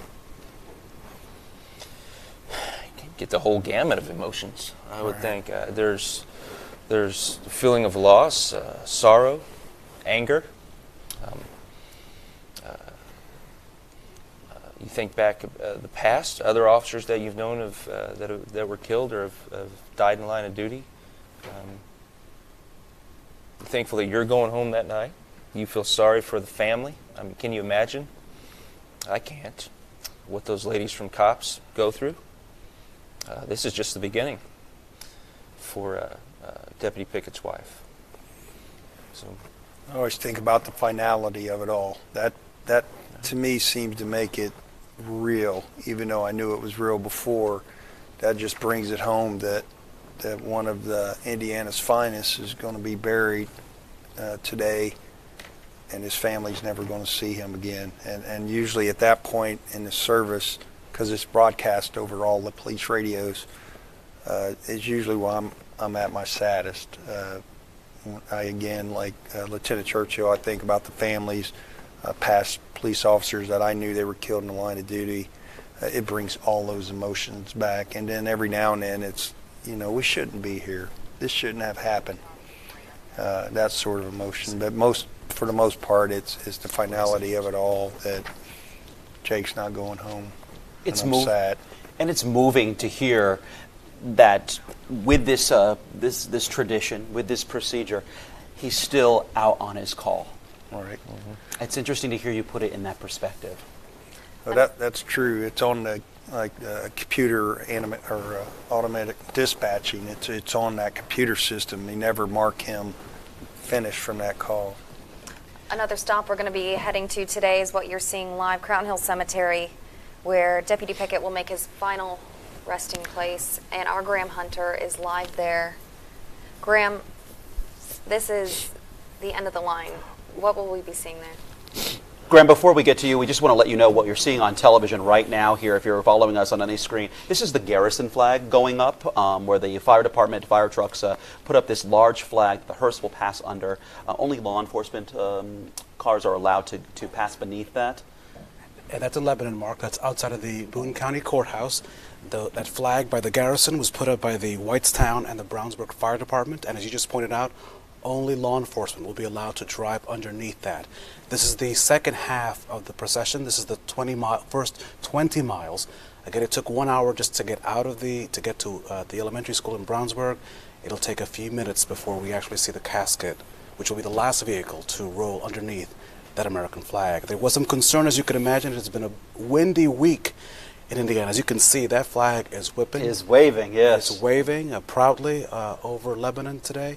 And so they were hoping to get it up. They have. It's there. It'll be a sight to see as that casket rolls through. And if you've ever seen one of these, it is a breathtaking sight to see, because just the enormity of the flag that they use in these situations really your mouth drops. Yeah. You have to take it's dropping right now, and yes. We're not there, and this is just an amazing sight to see anytime you see the flag. But in this occasion, obviously, it is one of a somber moment. So it is to honor Deputy Jacob Pickett.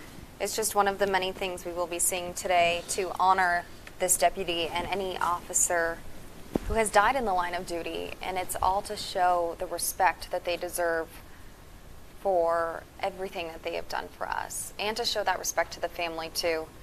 Graham Hunter is standing by live now at Crown Hill Cemetery, outside the cemetery gate.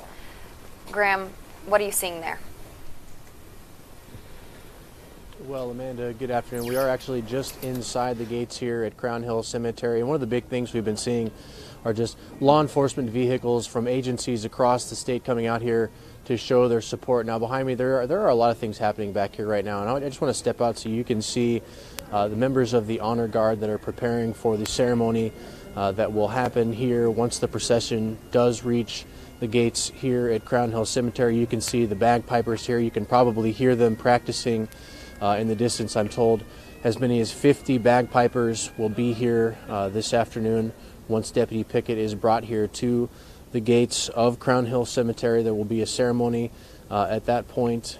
These bagpipers and the Honor Guard will escort the hearse with Deputy Pickett here through the cemetery into the gravesite. Now, one thing I'm going to draw your attention to are all these flags that are set here inside the cemetery along the path, those were put here by the Indiana Patriot Guard Riders. We're joined now with Larry, who is with the Patriot Guard Riders. Larry, can you tell us a little bit about what y'all's role is and how you came to be involved in this ceremony here today? Well, we were asked to be here. Whenever you see the Patriot Guard someplace, it's because we were invited either by a family member or a spokesperson speaking on behalf of the family. In this case, the FOP's memorial team asked us if we would come set out flags. This morning, myself and some other volunteers, because we're all volunteer, got here this morning and we set the flags out alongside the road that will go from the main entry here all the way back to the graveside. And then outside the gates, there'll be some other things going on as well. Members of the Patriot Guard Riders, as well as just any members of the community that want to join you guys, will be able to take American flags. Tell me how far back you're planning to line the road outside here. As many people as we have. We're planning on starting right outside the gate on both sides of 34th Street, and we'll continue the line east towards Capitol Avenue. And if we have enough people to line it shoulder to shoulder from here to Capitol, that's great. Just more people to let the family know that there are those who appreciate the sacrifice that Deputy Pickett made.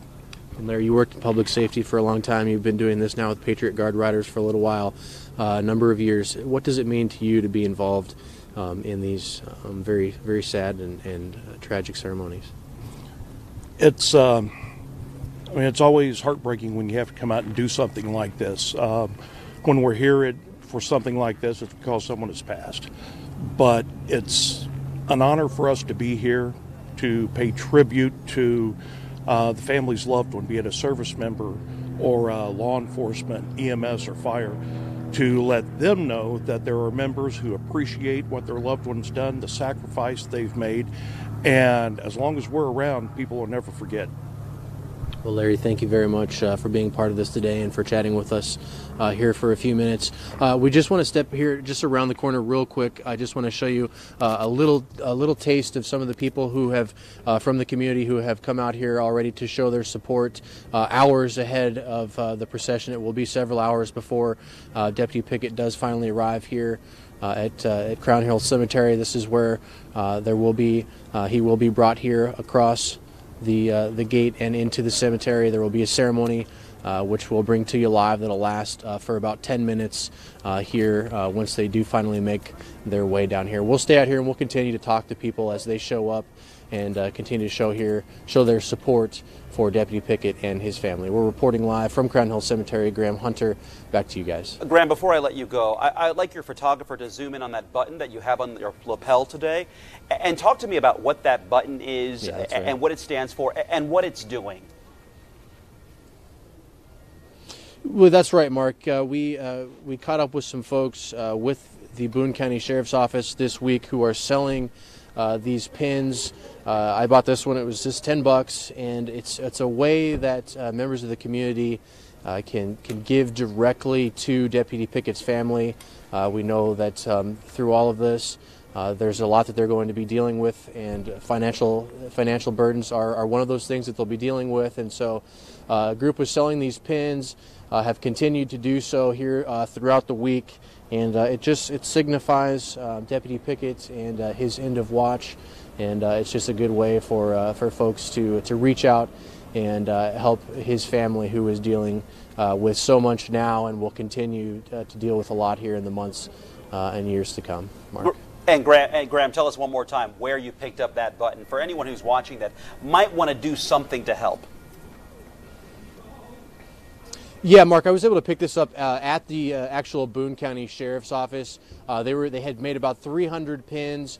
They were selling them again for about $10 each, and they said that they were going to continue to have some of those pins there at the physical Boone County Sheriff's Office location up there in Lebanon. And so that was where I was able to pick it up, $10, and again, it goes to help the family. All right, our Graham Hunter live for us tonight at Crown Hill Cemetery. Thank you. And Raphael, let me tell you, a lot of people are wondering what they can do. How can I help? I don't know the man, I don't know his family, but I honor the work and the life that he lived. What can I do? And I think that's one way that Graham showed us But there are other ways to help. There are other ways, and I hate to put on my Call 6 Investigates hat during this moment, but I don't want you to be scammed. A lot of folks try to use these events to rip people off.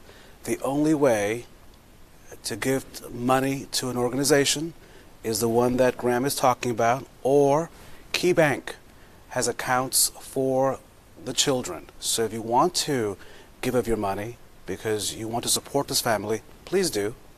I mean, please, if you be as generous as you can be, but go through Key Bank. Right. If someone calls you, if someone emails you, just don't fall for that, because we don't know where the money is going to go. We want it to go to its rightful place. So there are some places, but don't take an email or a call over the next couple of days purporting to support the family of Jake Pickett, because your money may not go where you want it to be. And if you want to go to the Key Bank, as you mentioned there, you want to look for care of the Deputy Jake Pickett Memorial Fund to make those donations. Of course, the procession that we're following for you today, with the police escorted hearse, it's heading to Crown Hill Cemetery, where Deputy Pickett will be laid to rest. And inside the cemetery is our own Matthew McClellan. And Matthew, the procession is headed your way for the final burial ceremony. A quiet place right now, but a lot of people will be joining you in that spot. Yeah, somber moments right now, Mark, as we get ready for for that procession to make its way in. We are right now at the Heroes of Public Safety Memorial inside Crown Hill Cemetery, where if you look over my shoulder, you'll see several flower arrangements have just arrived in the last few minutes. All of this in tribute to Deputy Jacob Pickett, shot and killed in the line of duty 1 week ago today, where he will be laid to rest. If you look over to the left here, you will see that gravesite being prepared as we speak. All of this getting ready for him to arrive in the next 2 hours. Now, when they arrive graveside, there will be committal services where there will be a 21-gun salute, followed by officers saluting the fallen deputy. Now, they will fold that flag as Amazing Grace plays from the bagpipes. The sheriff will present the flag to Deputy Pickett's widow. Officers will then place a carnation, white in color, representing his good life and his career. There will be a red blood of the fallen officer, a drop representing the red blood of a fallen officer on that carnation, followed by words of comfort from the team. So we are getting ready for an emotional ceremony here graveside. Again, it is very quiet right now, but that procession will be making its way into the cemetery in the next few minutes. Now, when they arrive, we are expecting them to arrive at the gates, led by a riderless horse, saddled with backward boots to show the fallen comrade, followed by bagpipes and the drums, then followed by the color guard, and that hearse will be the last thing as part of that procession coming in. So it is an emotional time here. A lot of people expected to pay their respects. Thousands of people, hundreds of officers. We are seeing people from agencies all across the state here to pay their respects and say thank you to this fallen deputy. Mark. Our Matthew McClellan live at Crown Hill Cemetery by the grave site there. And I want to bring back in Lieutenant Brian Churchill here from IMPD. And we were talking earlier about the symbolism of the 21-gun salute, as Matthew mentioned there. That will be performed, that will be done at the grave site there. What is the meaning behind that kind of salute? 21-gun salute came about the time of our Revolutionary War. And in fact, it's really not a salute at all. It originated between warring armies would need to stop and pick up their dead on the battlefield, and how they requested a truce or a ceasefire so that they could pick up their dead and bury their dead was by firing 3 volleys. And that meant, let's stop hostilities so we can recover our dead and wounded, and that we can bury our dead. And that's where the 21-gun salute comes from. In current time, current police utilization of this ceremony is that it symbolizes the beginning of the funeral service, and that burial may commence. So back then, it was a tribute to the respect for those who made the ultimate sacrifice, and today it carries that same kind of demeanor. That's true. Raphael, what we're looking at right now are live pictures of the procession route and law enforcement and community members who are lining that route, waiting to get a look at the hearse carrying Deputy Pickett's body. Of course, this has been a very long and extensive procession with many law enforcement officers in cruisers extending miles. Many miles. In fact, from Brownsburg to Crown Hill, 52.4 miles of acts of dedication, acts of loyalty, acts of appreciation, acts of gratitude for this deputy. You can see there on the right-hand side of your screen, I believe that is where the garrison is, Mark. You can help me out? Right, that's where the garrison is hanging. We were talking about that outside the Boone County courthouse there, which is, so as we're panning up to show you the garrison flag, and to put the procession in perspective, it is moving north right now, north to Boone County and Lebanon, and then it will make its way south. So this flag, the garrison flag, is north of where the hearse is at this point. And the casket will be the last vehicle to cross underneath that major flag you see right there, and what a sight it is. And we were talking to Matthew, who's at Crown Hill, that special section called the Heroes of Public Safety. Mark, that was put in place after 9/11. And that year, in 2001, we also had an officer who was killed in the line of duty. And so in 2002, a section, it's called Section 97, I believe, was set aside. It's 1.5 acres there at Crown Hill, and it has spaces for 1,500 spots just in the section for public safety. And that is where the committal services, that is where Deputy Jacob Pickett will be laid to rest. Crown Hill itself is a gem in our community. It is one of the largest cemeteries in the country. It is a living museum. That is where former President Benjamin Harrison is laid to rest. A number of our governors are laid to rest. A number of our poets are laid to rest. That is a place not only that is one for, not only known for its solemnness, but it's also for its rich history. And so when you walk into that place, let alone to honor a public servant like Jake Pickett, you also walk into history. You say, oh my goodness, this is a grand place. It is beautiful. It is. If you've been to Central Park in New York City, this is our Central Park. It is in the spring and the summer, when life returns, it is gorgeous. And it is a fitting place to honor Indiana's best. With so many stories there. So many stories. Yep. The minister we heard from earlier says that Deputy Pickett is now in a place with no crime, a place with no violence, a place with no murder. And he is moving to his final resting place at this hour. Deputy Pickett was the first officer to be killed on the line of duty in Boone County since 1935. That's quite a stretch. Quite a stretch. And it's difficult because no department is ever prepared to deal with any kind of death, period. Especially people who are dedicated to this kind of line of work. And so to imagine a county to our north of Indianapolis, here in Indianapolis, we have seen a number of Metro Police and Sheriff's deputy killed in the line of duty. But there in Boone County, to think maybe a generation or two of people have never had to deal with this. This is something that always happened in someone else's backyard. Doesn't make it any less painful. Doesn't say that they didn't care, but this is now really, really personal. And I'm just wondering from our guests who are here, because you both have, over your years, have dealt with friends or colleagues who have died in the line of duty. Just how do you put this in perspective for a community that has seen this before? I mean, Boone County is just a hop, skip, and a jump north. They've seen this. They felt this. Boone County Sheriff Mike Nilsson, he's been to the funerals, but it's a different thing when it happens in Lebanon, Indiana, right, when it happens in their backyard. How do you help those communities get back together? Just doing by what we're doing right now is the community coming out, showing their support, holding up flags, signs, and just the general gratitude that they're showing to their public servants. Raphael's right. You never expect this to happen. I mean, you obviously know it can, and I go back to the days when my friend Dave Rich was shot and killed, and how the community, just a small community of Wabash, who probably never had a line of duty death until then, how they rallied around the police community and us leaning on each other, just like they're doing here in all these communities that this procession is going to go through. We have to lean on each other in good times and in bad times. For those of you joining us or watching our coverage right now, you're looking at live pictures as the procession the beginning of the procession has finally made its way into Lebanon, outside the Boone County Courthouse there, and these law enforcement officers and their cruisers are passing under the garrison flag there. So this is the front of the procession just arriving in Lebanon.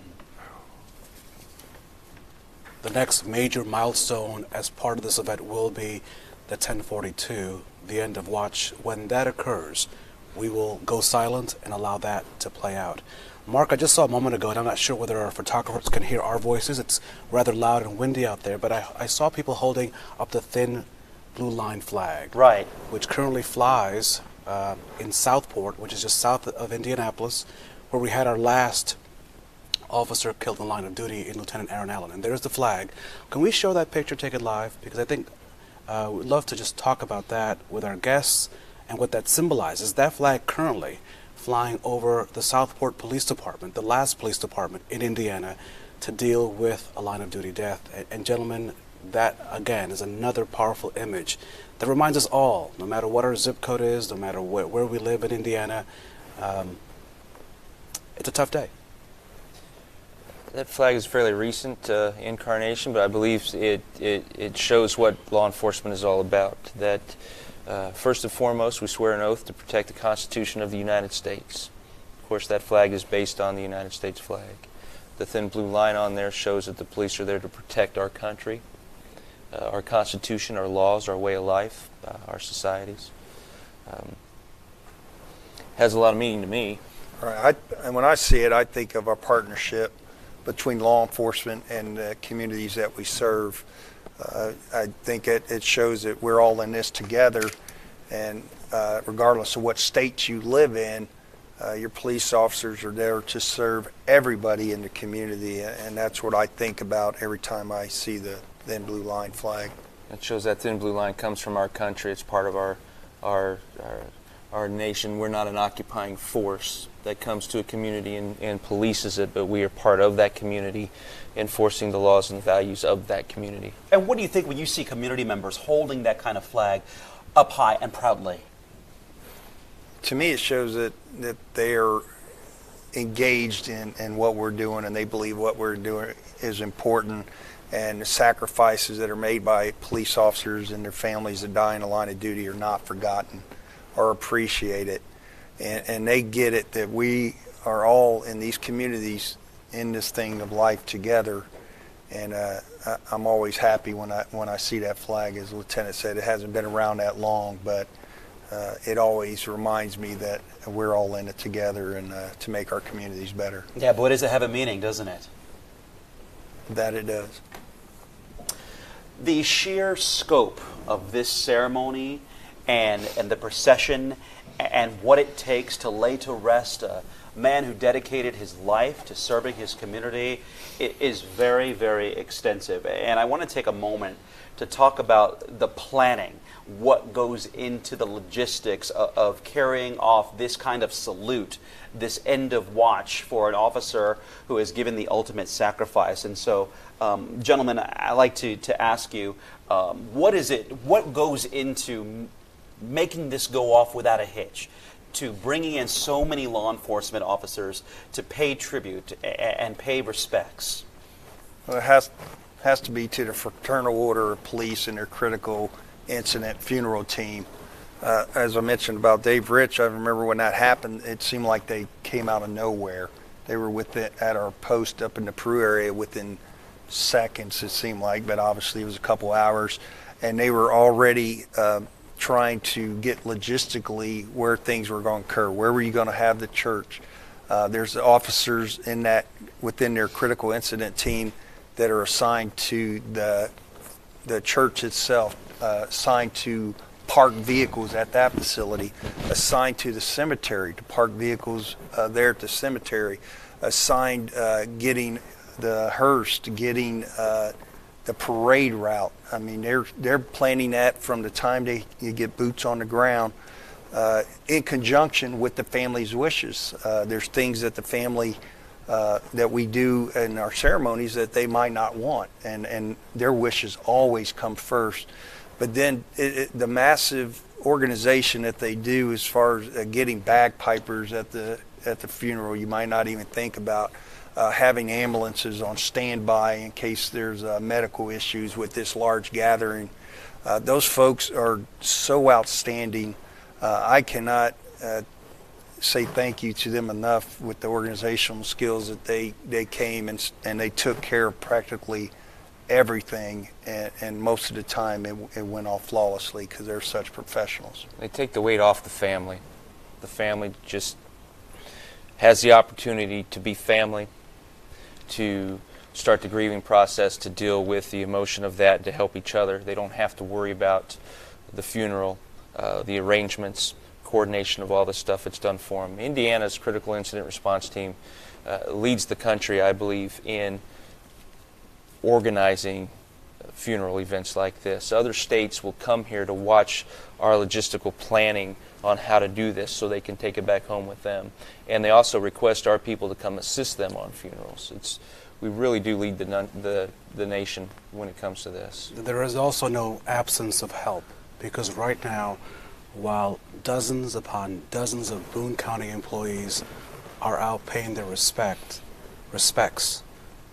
Mark and Amanda, we have state troopers and police officers from Metro Police and adjoining police departments who are saying, "Let me help." And their offer was taken. And so right now, as we are covering this, or as we are honoring this man, there are other law enforcement officials who are sitting in place, taking those 911 calls, directing traffic, writing traffic reports, maybe doing some tickets if you're not following the law. But they're in place supporting the department. So not only do we see an amazing outpouring from the Fraternal Order of Police and the critical incident teams, but we also then see help coming in from other departments. And now we want to take you to this story of a man with a very personal connection to Deputy Jacob Pickett. He tells his story to RTV6, letting us hear about the moment he says this deputy saved his life. Community members are gathering here to pay respects to Deputy Pickett. All day long, people have been leaving flowers and stuffed animals here at the memorial, and now they are lighting candles to give thanks to a man who served his community. They don't think twice about doing their job. Deputy Jacob Pickett was shot in the line of duty. Us as a community, we don't think twice about standing behind them and helping them and supporting them in dark moments like these. And now the community he protected is giving thanks. I want to show my gratitude to Deputy Pickett, the Boone County Sheriff's Department. Alex Dale used to live a different life. I fought a drug addiction for a while, and I was on a path of total destruction. In December 2016, he was arrested. If it wasn't for them, I'm able to go home to my kids at night. That's where Mr. Dale met Deputy Pickett. He was one of the officers on scene. The two men, on different sides of the law, had a conversation. He asked me what I was doing, why I was doing it, and I couldn't give him an honest answer. And then it was Dale's turn to listen. We started talking about how I had a kid on the way. And he said, well, don't do it for just you, do it for the kid. That kid didn't ask to be here. You're bringing this kid here. Well, you need to give it the life it deserves. Deputy Pickett's time in Mr. Dale's life was short but powerful. I cherish those words because it's made me a better man. It's made me a better father, and I will never forget him. And now Dale has something he wants to say to Deputy Pickett. Rest in peace. You were brave. I couldn't do your job, and I wanted to thank him. Boone County Sheriff Mike Nielsen released a statement this evening expressing his regret that not everyone in the department could be at this vigil tonight. He says the department will host another vigil in the days to come. We will share those details with you as soon as they're available. Reporting from Boone County, Graham Hunter, RTV6. That story from Graham, just another testimony from that man about just how incredible Deputy Pickett was, an example of what we all should be. We are now looking at a live picture out of Lebanon. Those officers there that you see in front of our screen, holding signs of support for these officers coming through, for the family coming through, for Deputy Pickett. And this is just one of the many images we're seeing from across central Indiana today from this procession that's over 50 miles, going from the church in Brownsburg all the way to Indianapolis. There's several stops along the way, Raphael. Yeah, and so his family not only includes his family, his wife and kids, but dispatchers and firefighters and EMTs and paramedics and troopers and DNR officers. You name it, they're out there today. We should point out, as you know, this is a long route, and we keep saying that, not to be disrespectful to the route. This route needs to be long because this man deserves to be honored in the way he's being honored today.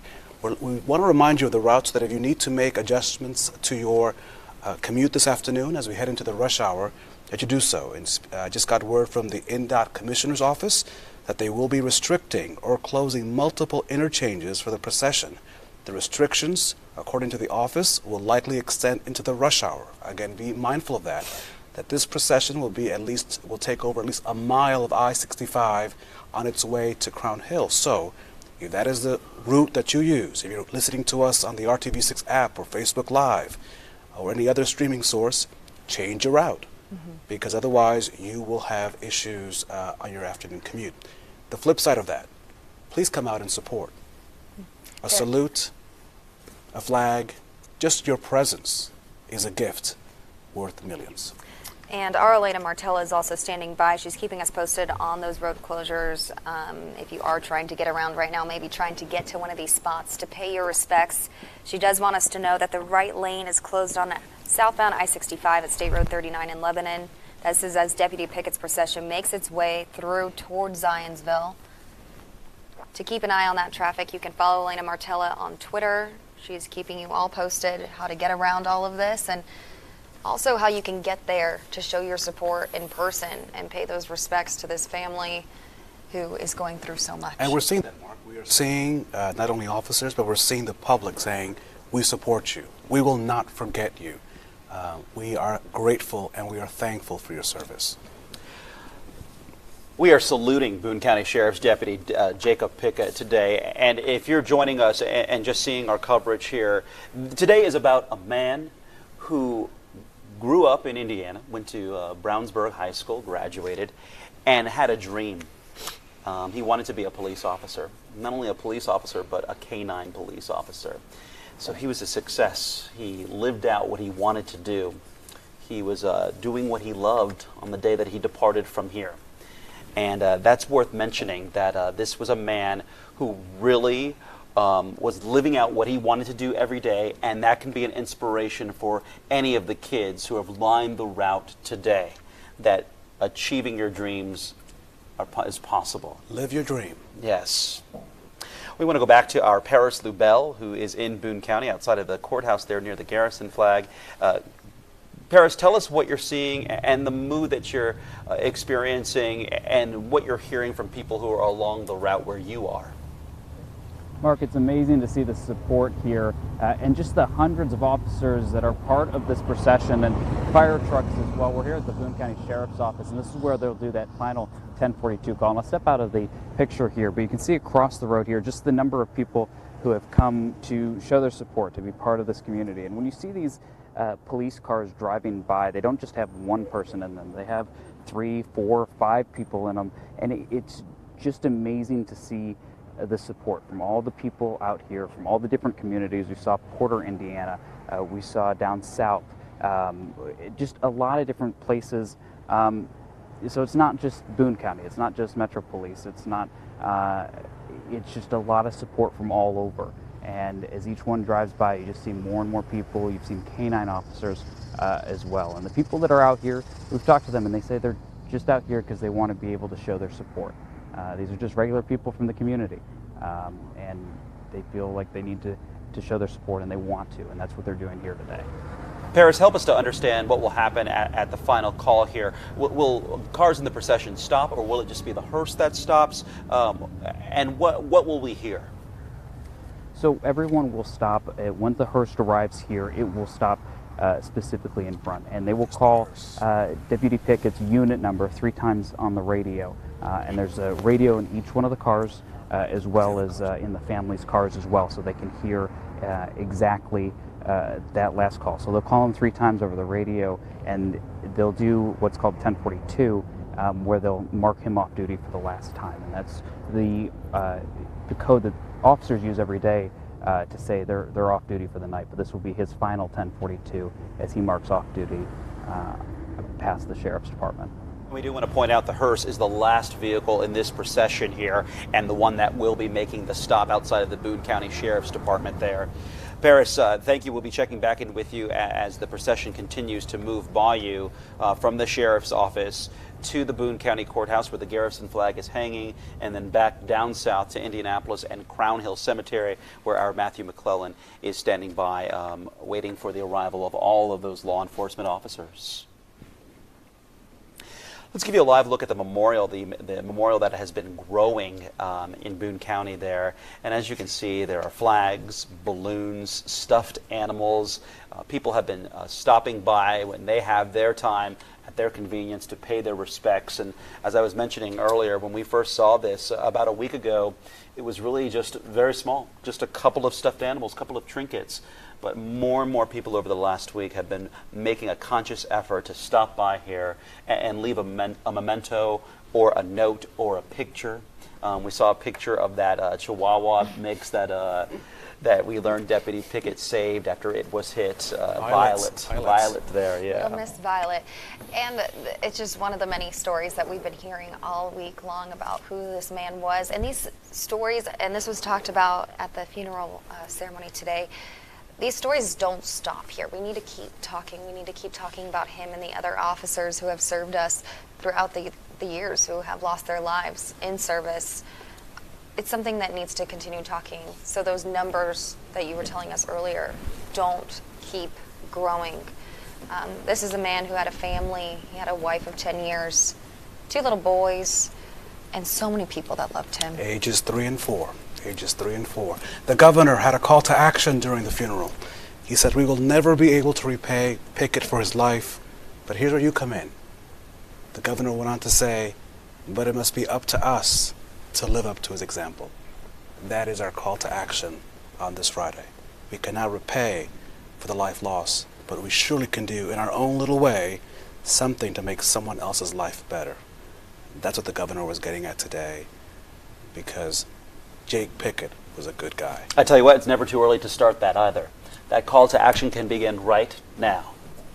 So anything that you can do to live in the spirit of Jacob Pickett, reaching out. And we're seeing it, Mark. Look at that. Exactly. It is 4:26 in the afternoon. And look at all these people. In Boone County. And people are making a choice because they could all be doing something else at 4:26 on a Friday. They're making a choice to say, "I'm here. And I won't forget. And you did matter. And you will matter." And this is not just towards Deputy Pickett. This is for all the officers everybody who are watching this, who are walking through this, driving through this today, or who are still serving our community today and can't actually make it to this whole ceremony. That we're all there for them. We're Hoosiers, we are proud, and we are proud of you. And just this gesture of standing out there today, and maybe you can't make it out, so maybe you can just think about it. Maybe you can say a prayer, and people are doing that right now on our Facebook page. If those of you joining us on Facebook Live, many of you are praying not only for this family, but officers here that are joining us. Mr. Slocum and Sir, people are praying for you. And, I Lieutenant, appreciate that. People are praying for you and thanking you. And please make sure that when you return to work on Monday that you let them know that people are expressing, as Amanda was saying, they can't be out there today because of whatever work or just can't be it. But on social media, people are saying thank you. And I'll tell you what, I know that from when we came on air earlier this morning, these groups that we've seen in all of our locations where we have live cameras, the people who have come out are dedicated to being there throughout the duration, throughout the day. This is not a show up and then leave.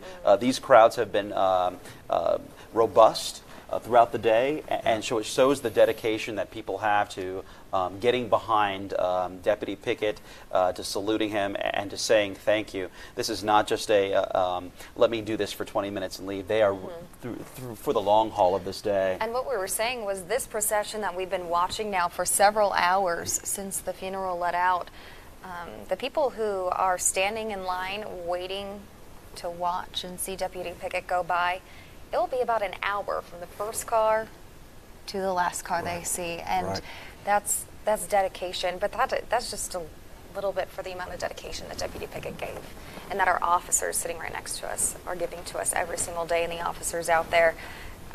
Just one way to pay your respects and say thank you. And people, as you can see from the picture, are bundled up, which is okay. Listen, we are hardy in Indiana. Right. As I mentioned, after we saw, what was it, Mark and Amanda, minus 15 in January? This is summertime in Lebanon, so we're good. We're good. Summertime and worth it. Well, today's cause is beyond worth it. Without a doubt. Weather should not be your excuse. And you know what? The sun is out today, and that is something to say after the weather we've had this weekend. And one of the stories that have been going around about Deputy Pickett was just before he passed away and left us. He was asked shortly before that, how can we help you today? How's your day going? And he says, the sun's out. It's a good day. Right. What else do I need? Right. So what else do you Very need? positive. You have sunshine. Very You're surrounded positive. by your community. And this is a shot out of Lebanon of the procession going through with officers standing by, holding signs of support. And we're seeing that from community members too, and from children. 8,000 students from the district out there today. And even from Jennifer's school, that's Deputy Pickett's wife, who stood out there today, K through 5th graders, waving their flags, learning an extremely valuable lesson of our future. Earlier, Amanda and Raphael, we talked about how Deputy Pickett wanted to be a police officer, a peace officer, since he was a young child. That this is a dream that he had, and he worked for several law enforcement agencies. He's with Tipton County. He was distinguished. He received an award as County Correctional Officer of the Year in 2012, and he was the Sheriff's Jail Deputy of the Year in 2013. He excelled at what he did. He put his heart into this, and he's wanted to become a canine handler for so long. It was a dream, and so I ask our guests here, Lieutenant Churchill and Sergeant Slocum, you know that hunger to become a law enforcement officer. What is that like? Does it come for you early? Did it speak to you? Did that calling come early on in your life? It did for me. My father was on IPD. His brother was on IPD. My great uncle was on IPD. When I got out of the Army, I wanted to be on IPD. But I grew up in a law enforcement family. I saw what that meant, but it was a calling. It was something I just knew I wanted to do. It was worth doing.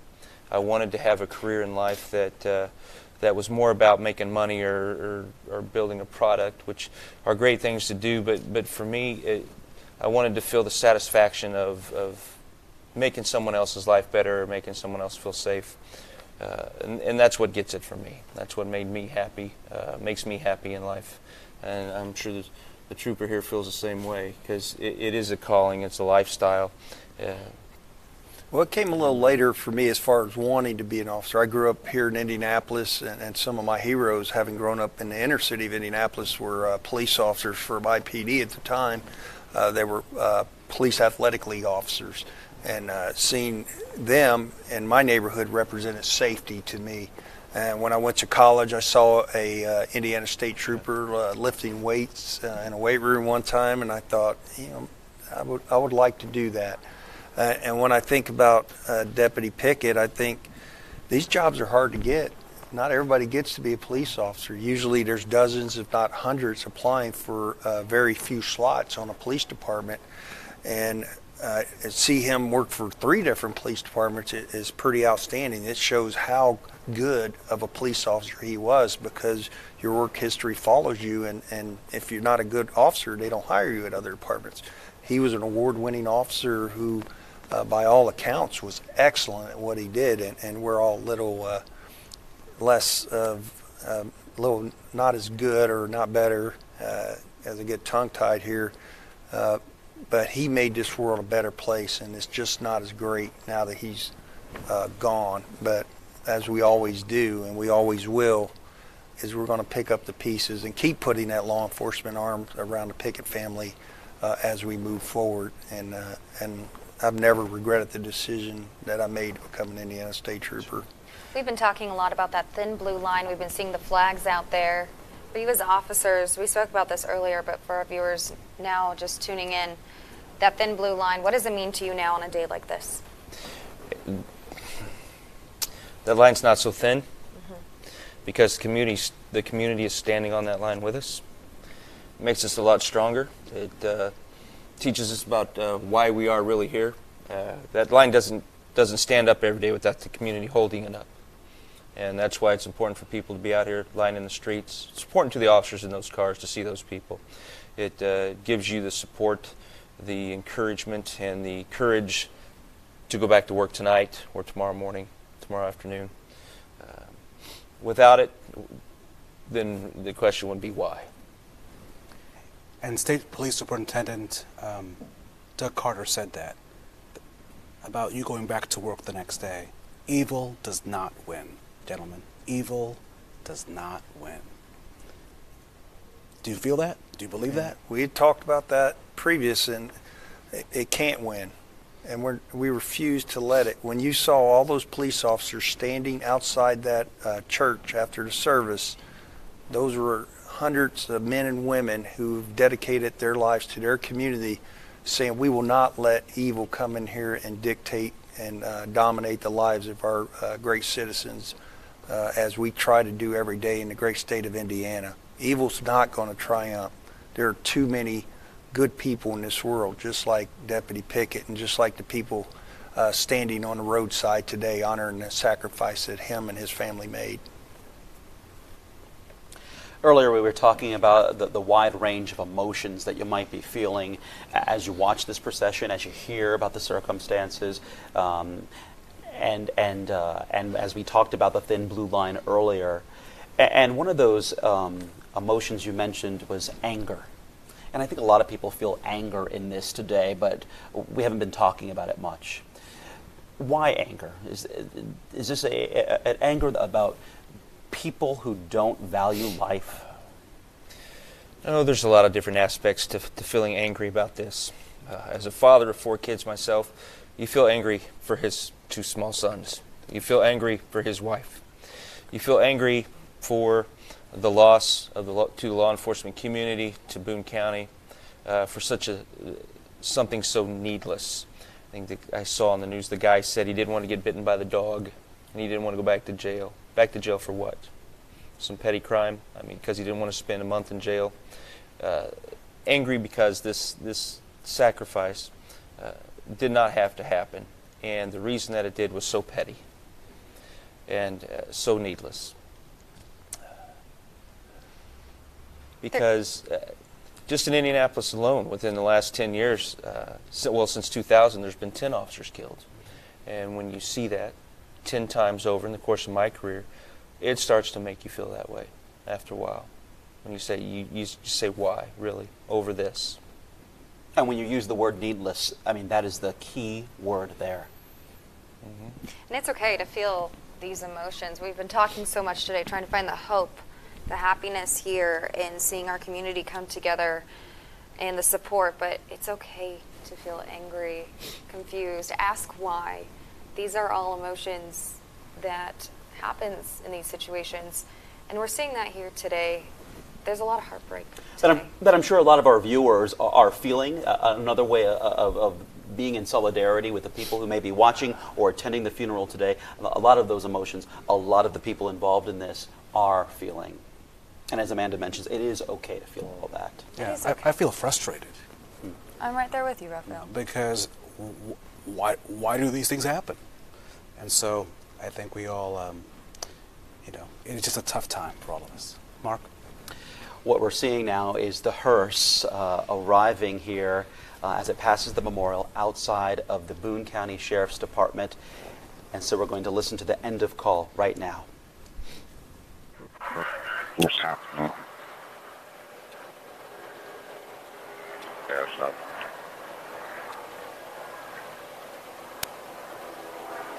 We're at the actual spot right in front of the sheriff's office.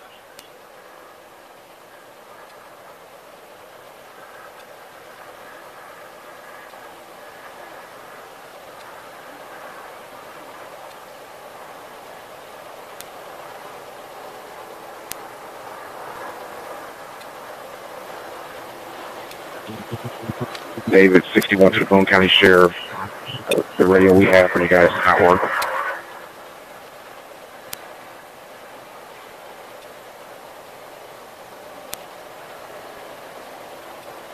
Unit for Procession, please.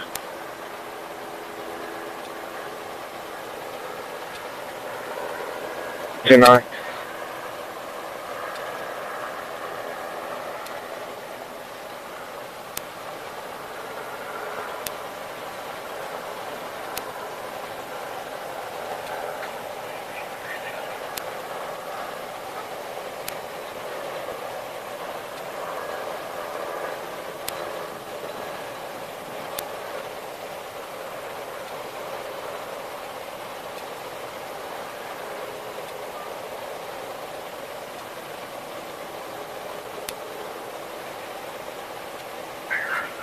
Guys are inside the concerned on your PAs and you're ready for this. There's a lot of people.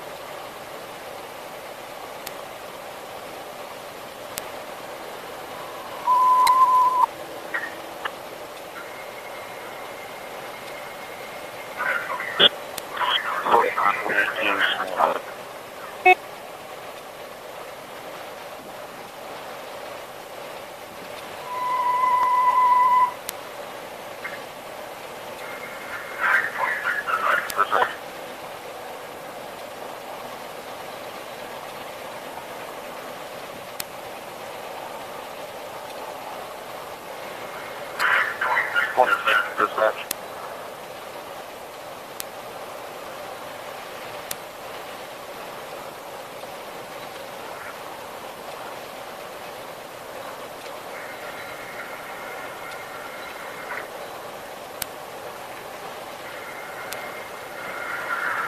There's no response from Boone County K-9 Unit 626. Deputy Jacob Pickett, Boone County K-9 Unit 626.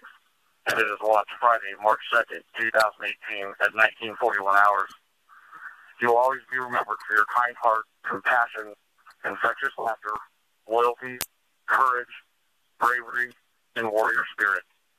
As a husband and father, your dedication to family and faith will be the cornerstone of your legacy. Rest high on that mountain, brother, and be at peace, knowing that although fallen, you'll never be forgotten. We'll take the watch from here. Boone County K-9 Unit 626, your tour of duty ended. This is your final 1042. Authority Sheriff, Boone County, 6.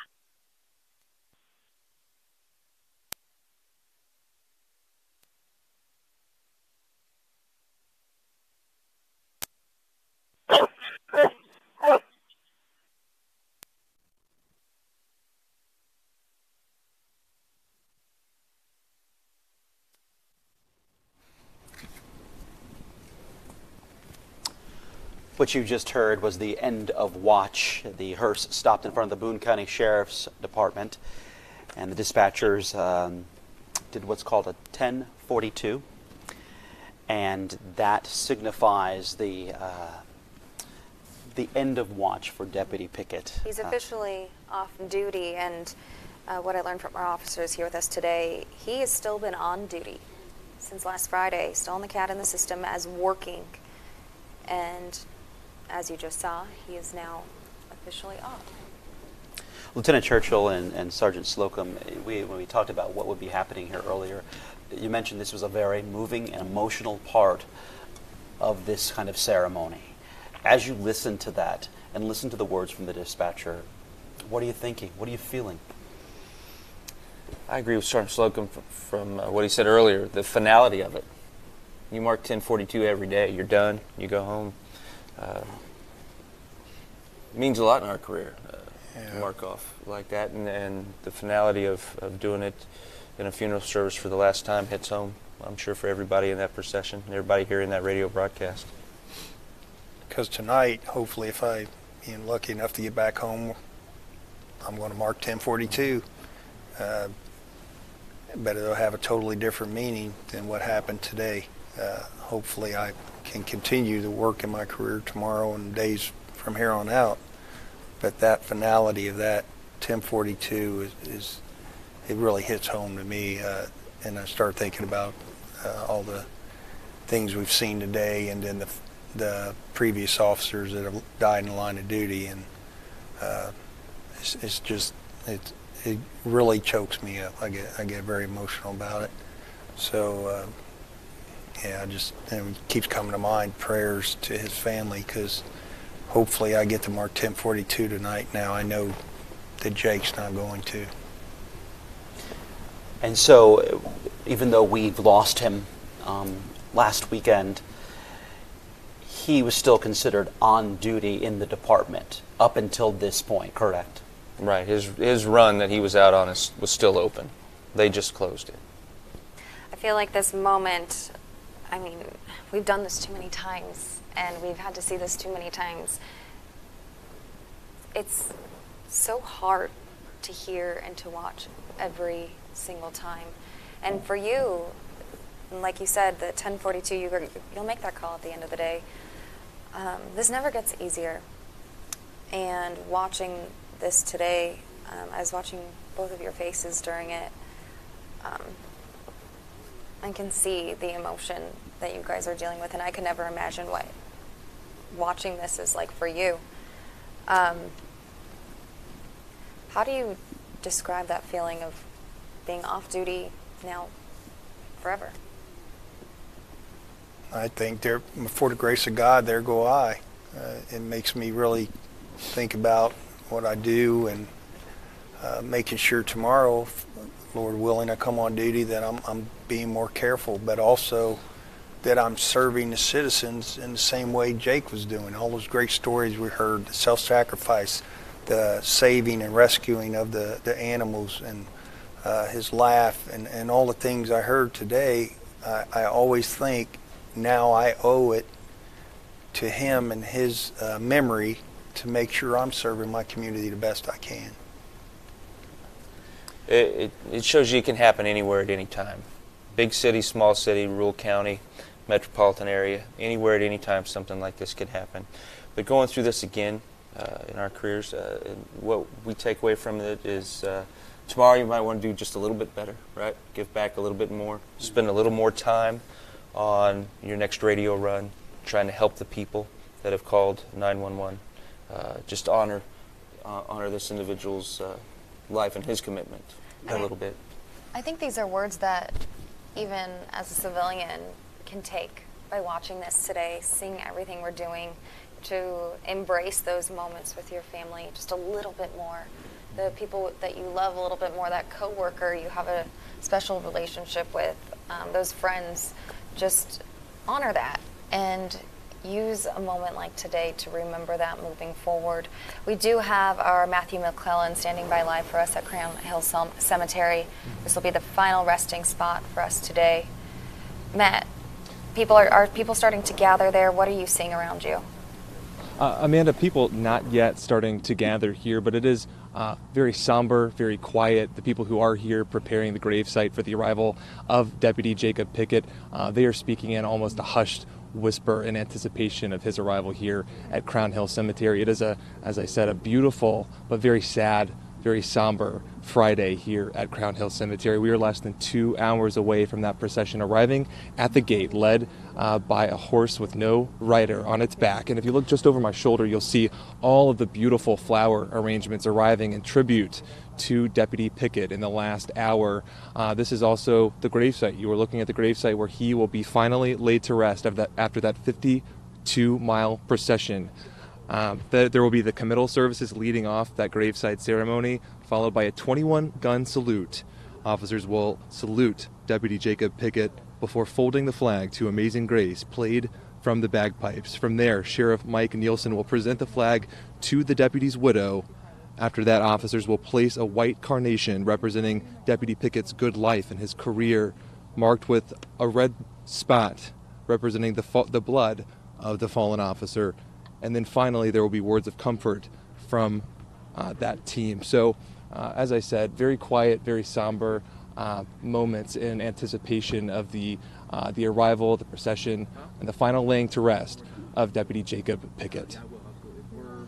Thank you so much. A number of Hoosier notables are laid to rest there at Crown Hill Cemetery. Among them is a Hoosier poet by the name of James Whitcomb Riley. And many kids in Indiana read that poet's words, and I want to share the words that I caught my attention today and that James Whitcomb Riley once wrote. He said, "To make the world a friendly place, you must show it a friendly face." And I bring that up because we know that Deputy Pickett was a guy with a contagious smile. He loved, Mark, as you pointed out, he loved to make people laugh. And so he is going to a place where another one of our notable Hoosiers, and James Whitcomb Riley, where he wrote about the world needing that friendly face. And so while it's very difficult today to think of the situation and how it unfolded over the past week, what joy to talk about someone who brought joy to others. Very interesting that you found that this poet, who's buried in Crown Hill Cemetery, where Deputy Pickett will be laid to rest as well, wrote those words. We learned from Deputy Pickett's sister, Christy, that he made funny faces for her daughter, for his niece, to make her laugh, to keep her entertained. And laughter is a great medicine, right, isn't it? I mean, how often in the depths of an issue or a problem, you have a friend or a loved one who just gives you something to smile about. It doesn't make things go away. It doesn't wipe away all the tears. It doesn't take away that deep loss, but it gives you something to at least remember someone and say, you know what? Yeah, that's a good place. It's medicine. It is good medicine. It is good medicine. And what we're looking at right here is the Boone County Sheriff's Office, where the memorial has been set up since last Friday, and we're watching it grow throughout the week, and we're still watching it just in these last couple of minutes of people still putting down little mementos, little things to remember Deputy Pickett by. Our Paris LaBelle is standing by live there. He's been there live for us all day, where we just saw that 1042 call. Paris.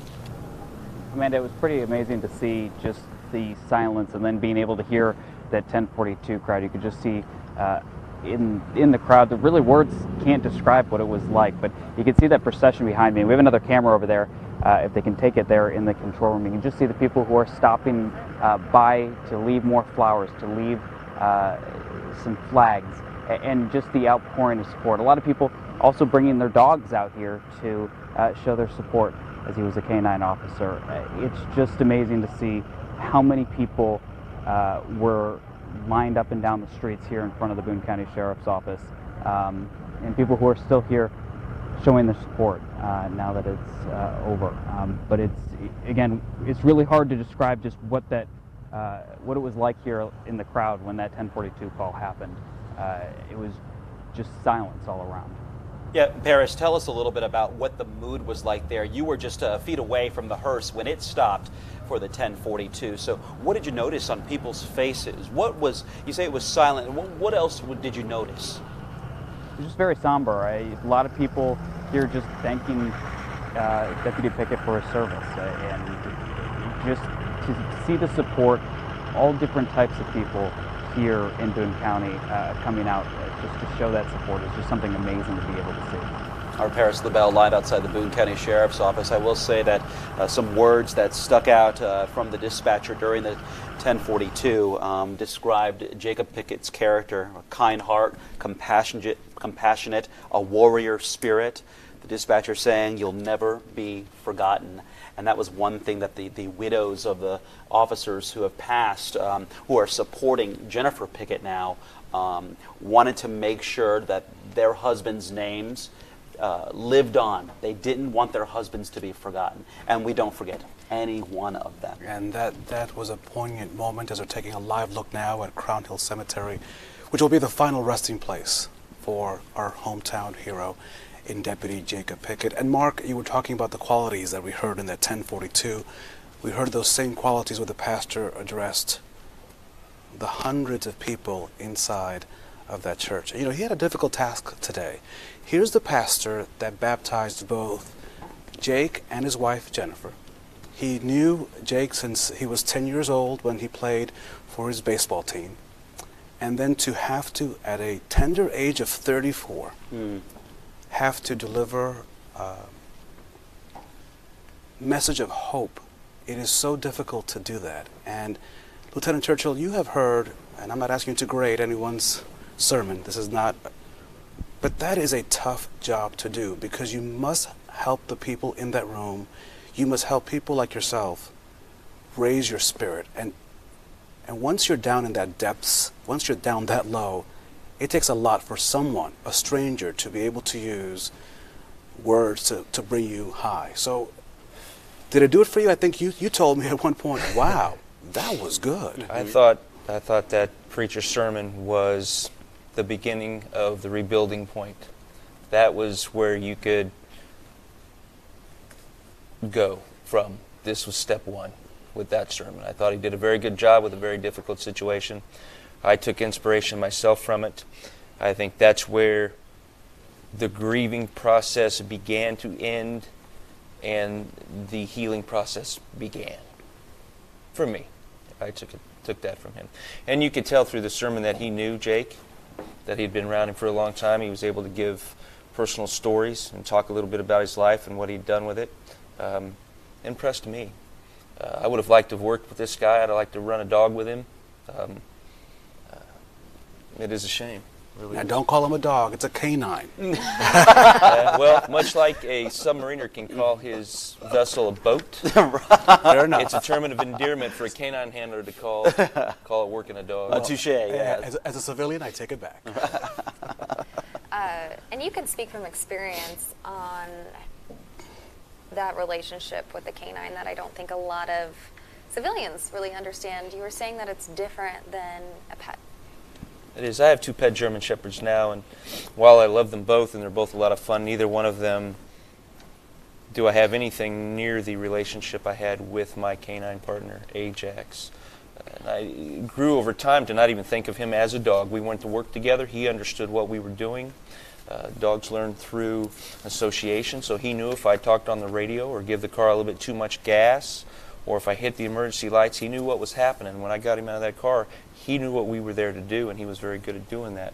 And that's where that bond comes from. You start to understand that this animal that's sitting in this car with me knows what we're doing, and you begin to communicate through body language, through experiences, and just I got to where I learned the dog. Jake was the same way, where if the dog throws his head, you know that he's in scent. If his ears come back, you know that he's on the trail of the guy.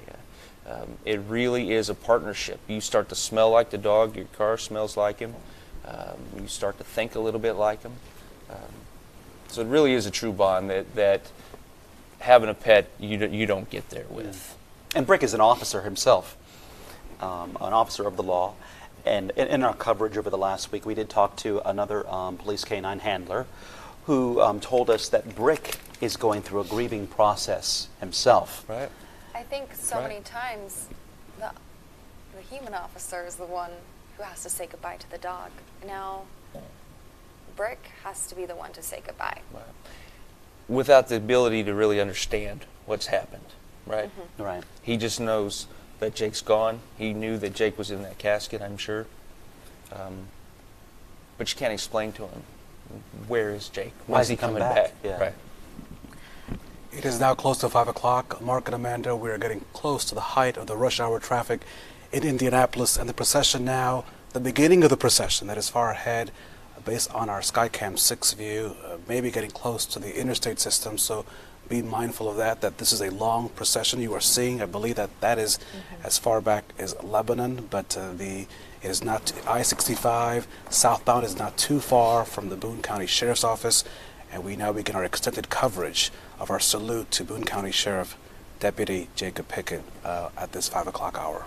Now this procession is 52.4 miles long. It started at Connection Point Church in Brownsburg, and throughout this procession we have seen thousands of people lining this long, long road. It has been hours long too, to show their support, to show their respects and their appreciation, to say thank you for what Deputy Pickett did and what all these officers do every single day.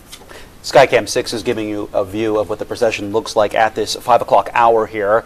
And I do want to pass along, as Raphael mentioned, this is about to be the height of the rush hour on a weeknight, 5 o'clock on a Friday, as people leave work. If you are watching our coverage on TV, on our app, or on your computer at work, it might be worth clicking on the story that has the funeral procession route.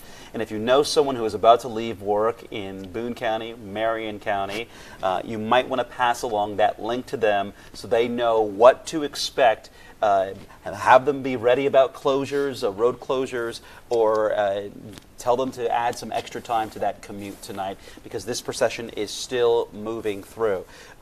We saw the hearse stop at the sheriff's office for the 1042, the end of watch. And so now that hearse, the last vehicle in the procession, is moving to the Boone County Courthouse to ride underneath the garrison flag there before making its way to Crown Hill Cemetery. You can tell from our images from Skycam 6 that the procession is long. And just to put this in perspective, the hearse is still 25 miles away from Crown Hill, and the start of the procession is miles ahead. So it will take the hearse another 2 to 2.5 hours possibly to get to Indianapolis, based on just the number of law enforcement officers, dispatchers, medics, EMTs, firefighters, all of the brotherhood and sisterhood in law enforcement and public safety that is supporting the Pickett family on this Friday. So that is the scope, as you can see, the magnitude, and it is so well deserving of a man who really gave his all last Friday here in Indiana. It is 5 o'clock. You're watching RTV 6 News and live coverage of the funeral procession and ceremony for Boone County Sheriff's Deputy Jacob Pickett. And I want to ask our guests in studio here from IMPD and ISP a logistical question here. We've been talking a lot about how the hearse is the last vehicle in this procession. And we were talking about what it takes to plan an officer memorial and funeral. So my question is, typically in funerals we see the hearse as the first car in a funeral procession line. So for our viewers, tell us why it's the last one this time. Well, what happens is we want the hearse to be last because when they arrive, all the officers will line up in formation again to honor Jacob, and they want that to be occurring as the family arrives at the ceremony, so we're not having to do that afterwards. We don't want the family there well in advance of and having to wait for the officers themselves. So the officers will stand in formation however long it takes for the hearse to get to the cemetery and to start the events there. But there's also great groups like the Salvation Army who will be there providing drinks and things like that if the officers at the cemetery need that. But they need to be there in formation, ready to go so the ceremonies can commence as soon as the hearse arrives. This will be another chance to salute, like that salute we saw when they left the church earlier. Those thousands of officers that we saw standing at attention. Yes, and they would do the exact same thing at the cemetery, just giving him the dignified send-off and a show of support to his family that they're not in this alone, and making sure that that's one more salute to the great career he had and the untimely death, honoring the ultimate sacrifice that Jake made. And we are continuing our coverage on RTV6 News at 5. We've been going on for several hours now watching the funeral of Deputy Pickett, and then continue on throughout the day of that procession. Students lining up outside, seeing the end of watch at the Boone County Sheriff's Office, and now we proceed to Crown Hill Cemetery. Yeah, every step has been a milestone since this morning when the hearse left the funeral home and arrived at the church. And then we saw the officers go into the church, and then we saw the canines also walk by the casket, and then we heard the speeches from the governor and the sheriff and then the pastor, and then of course, as you just mentioned, Amanda, bringing us full circle. Not only is it a milestone, it's also a memory. Mm-hmm. Because we have two young boys who at this point, at their ages, have really no idea really of all this that's going on. They know that dad isn't home, more than likely, yes, but they don't know about all this pomp and circumstance. And one day, mom will play this video or videos, and they will learn even more the contribution that their dad made, and that will be a proud moment. And so all of these moments mean something, and they're allowing us to experience it as well. And while this is a very public event for the family, you've not seen Jenny Pickett, you've not seen the kids, you have not seen his parents, because they asked us not to show them.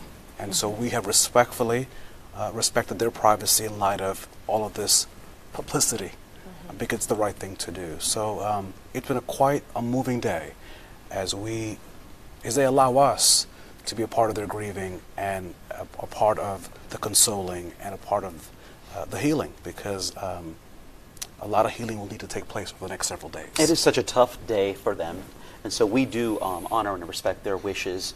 And it's been interesting, as you say, Raphael, the two little boys and how the law enforcement community as a whole is banding together to lift those boys up, to be there, to wrap their arms around them.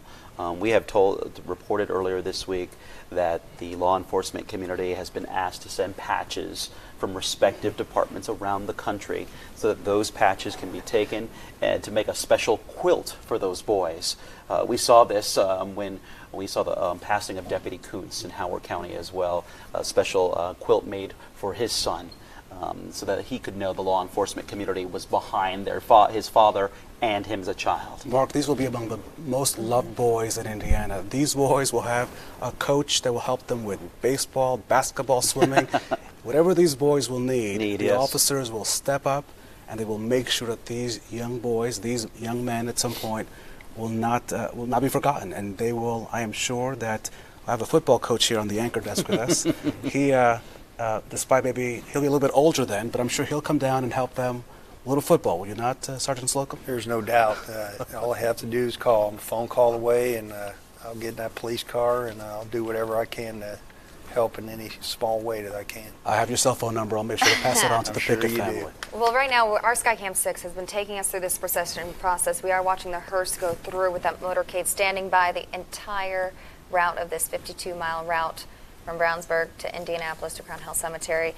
But going back to what Sergeant Slocum was just saying, and Raphael and Lieutenant Churchill, you guys were talking about earlier, the brotherhood, the fraternity, the sorority of who you are, it extends far beyond. And you were discussing with me earlier that officers from across the country are here today, and you have made that journey before in the past to other states. What does it mean to you to see all these officers coming out, making that journey, to make this journey today?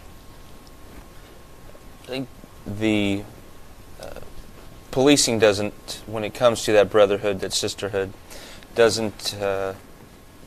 isn't stopped by borders, not by the county line, by the city line, the state line. An officer from California could come here to Indianapolis and become a police officer in a relatively short amount of time. We understand the same things. We both feel the importance of the job that we're doing, have the dedication to do that. And times of need and times like this, to have other officers come from outside the jurisdiction of where the incident happened means a lot. It's those arms being thrown around you, making you feel safe, making you feel that what you're doing is worthwhile. It really means a lot.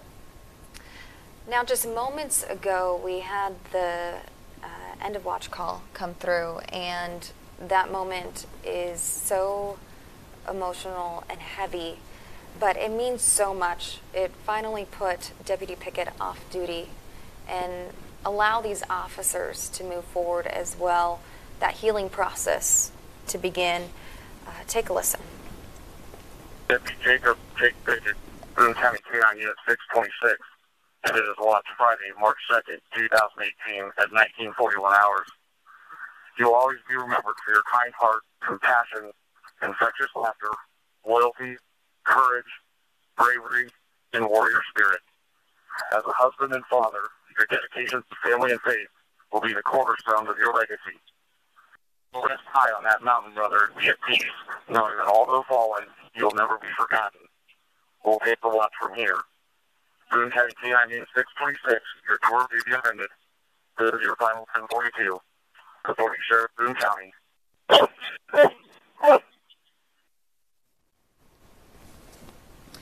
That was the end of watch call. That was where the hearse stopped outside of the Boone County Sheriff's Office. for what is called a 1042. It means the end of your shift, the end of watch. And that officially marks Deputy Jacob Pickett as done with duty. The hearse now continues on to points south en route to Crown Hill Cemetery with stops along the way. And Mark, you may have heard some barking during the call. Right. Right we at can the now end. confirm that that was Brick who was barking. And so the producers wanted to make sure that you didn't think at home that there was some extraneous audio or that there was something wrong with your television. That was Deputy Pickett's partner, his canine partner, Brick, who barked as that call was being made. Isn't that something to hear that was Brick's bark? I gotta tell you, that's something, That brings chills. Our officer standing by here today. Wow, okay. How do you describe that final call from Brick? I think canine, especially canines, understand a lot more than you give them credit for. They really do. They have a lot of intuition, and I have no doubt that Brick sensed the fact that Jake was right there and was talking to him. When we first heard it, did you know that was Brick? Wasn't sure. Yeah. But this last time when you played it again, I was like, that was a dog barking. And I'm sure Brick wasn't standing there barking for an hour, but when that happened, when he heard that radio start talking, things like that will key that police dog up. And I'm sure that Brick knew that Jake is on the radio, Jake is being talked to on the radio, and Jake is right here by me in that car. You know, people are showing their respect in so many different ways. Not far from that water tower, we saw another person who put on some sort of lift a huge American flag beyond the one we saw by the Boone County Courthouse.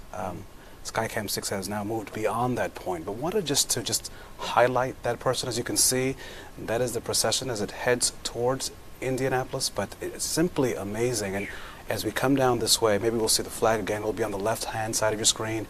It was by some of the flags there. Someone just decided to put up their own flag and show Old Glory and say, hey, we respect you, and you deserve praises today.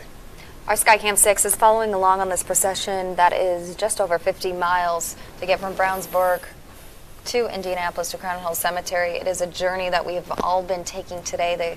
Our Hoosier they're in community. Whitestown. There you go. So they're still in Boone County. So they're still moving along.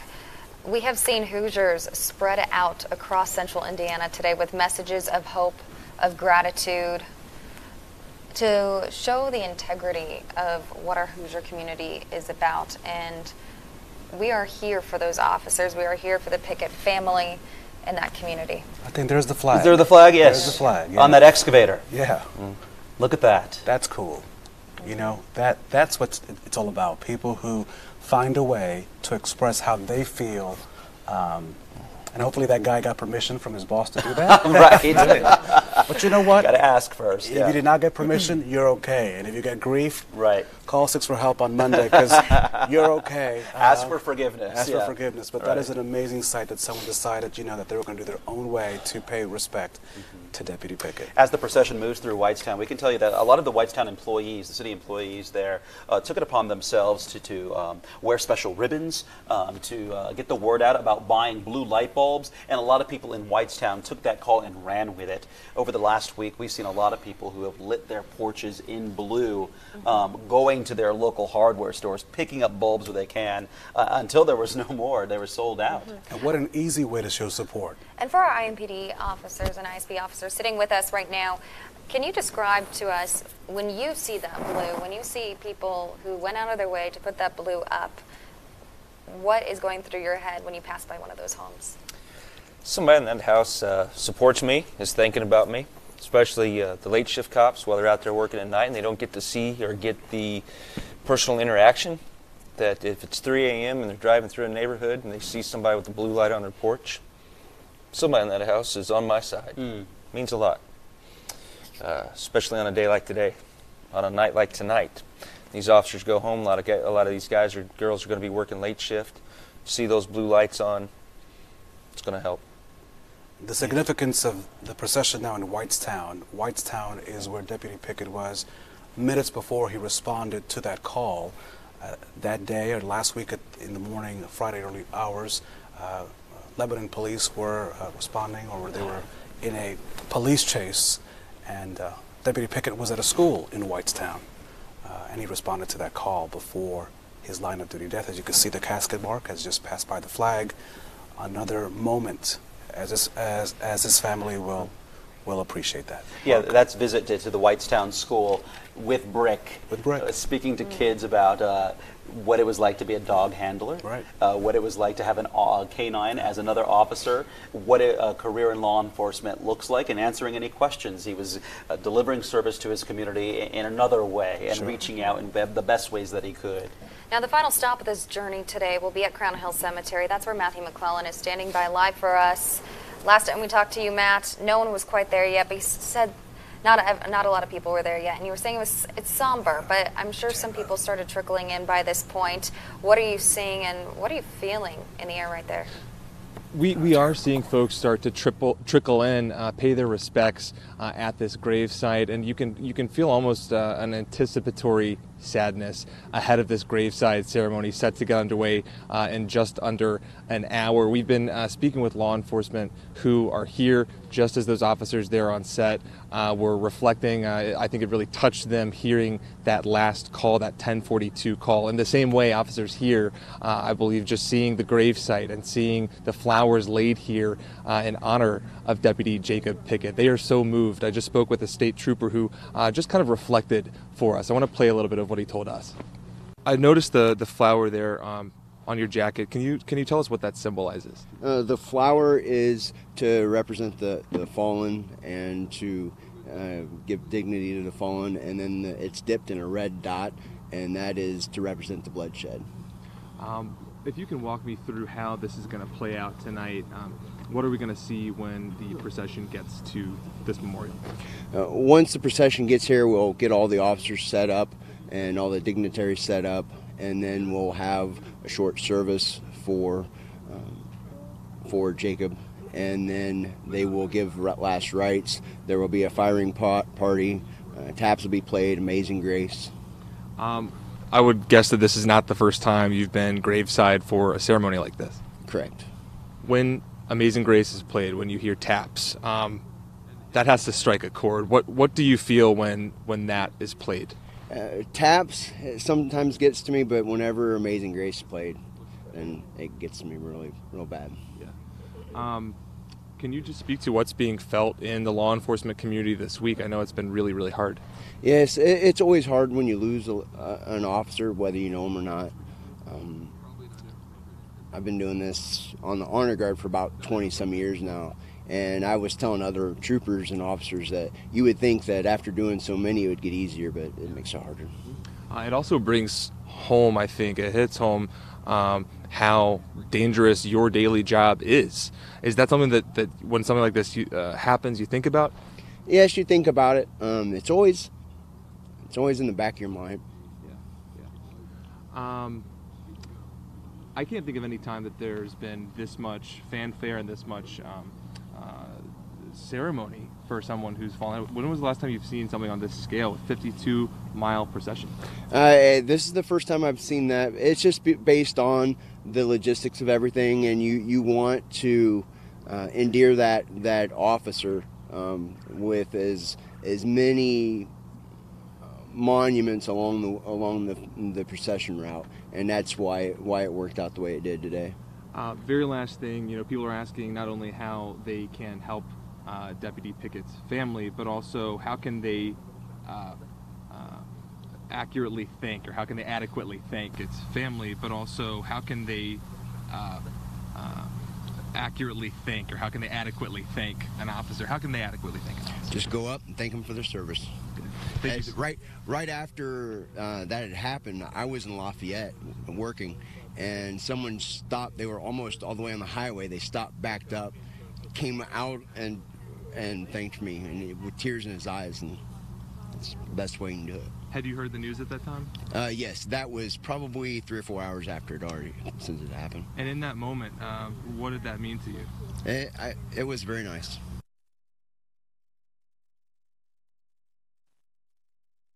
Heroes of Public Safety Memorial inside Crown Hill Cemetery. It was dedicated in September of 2012.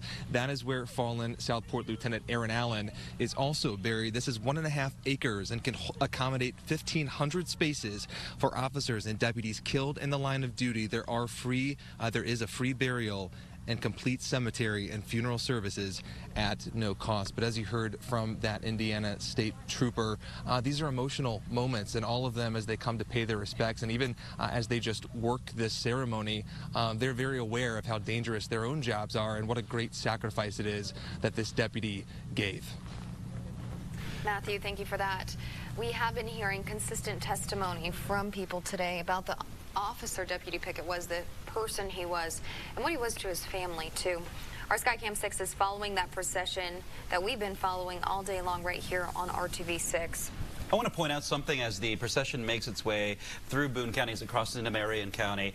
One of the stops is in Zionsville, and the Zionsville Police Department just put out a post on Facebook saying that their hearts are so heavy today, one, for the dedication of what Deputy Pickett did for his community, the ultimate sacrifice he made, and the response from the community for all law enforcement. The Zionsville Police Department say they came out to wonderful cards on everyone's police cruisers that kids had made. So the kids had drawn up these cards and left them on the police cars at the Zionsville Police Department. And some of them read, "You're the best. We appreciate you. Thank you for keeping me safe. Don't give up."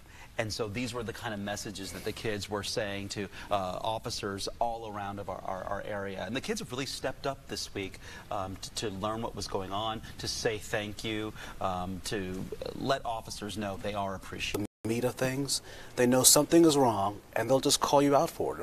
Or they'll use words that are very clear and concise, and sometimes the questions that they ask are as deep as the issue. And so these kids that we have seen all week have been a good testament to just young people who are inquisitive and want to know, Mom and Dad, why is there a police officer?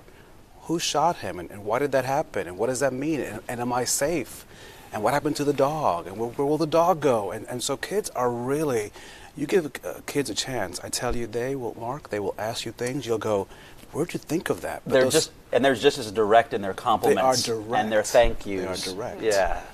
And it's important to note that some of these kids that we saw earlier today, they had worked on handwritten messages and notes and cards that are placed on these officers' cars that we're seeing go through this procession, so they could be along in that journey, remind those officers that, hey, there's hope, hey, it's okay, and we're here for you.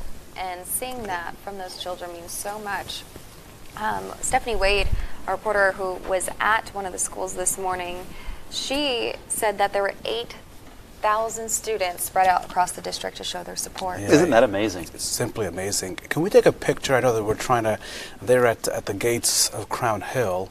I don't know if our photographer can hear us. Don't mean to produce from the anchor desk, but we saw the bagpipers getting ready. We saw that riderless horse that will make its entry into Crown Hill, leading the procession into the cemetery. But you can see that is the place, the final resting place for Jacob Pickett. As you can see now, these live pictures from Skycam 6, you just saw people, but back inside there at Crown Hill, this will be his final resting place. And Mark, you were asking, and I know Amanda, you had asked also our team of experts here with us about what it takes to put something on this, to organize this. Unfortunately, we have a team of people that practice these drills, that have to prepare for the worst. And so while no one situation is the same, and I'll let the experts speak for themselves, each situation is different. The unfortunate part of the work that they do is that there are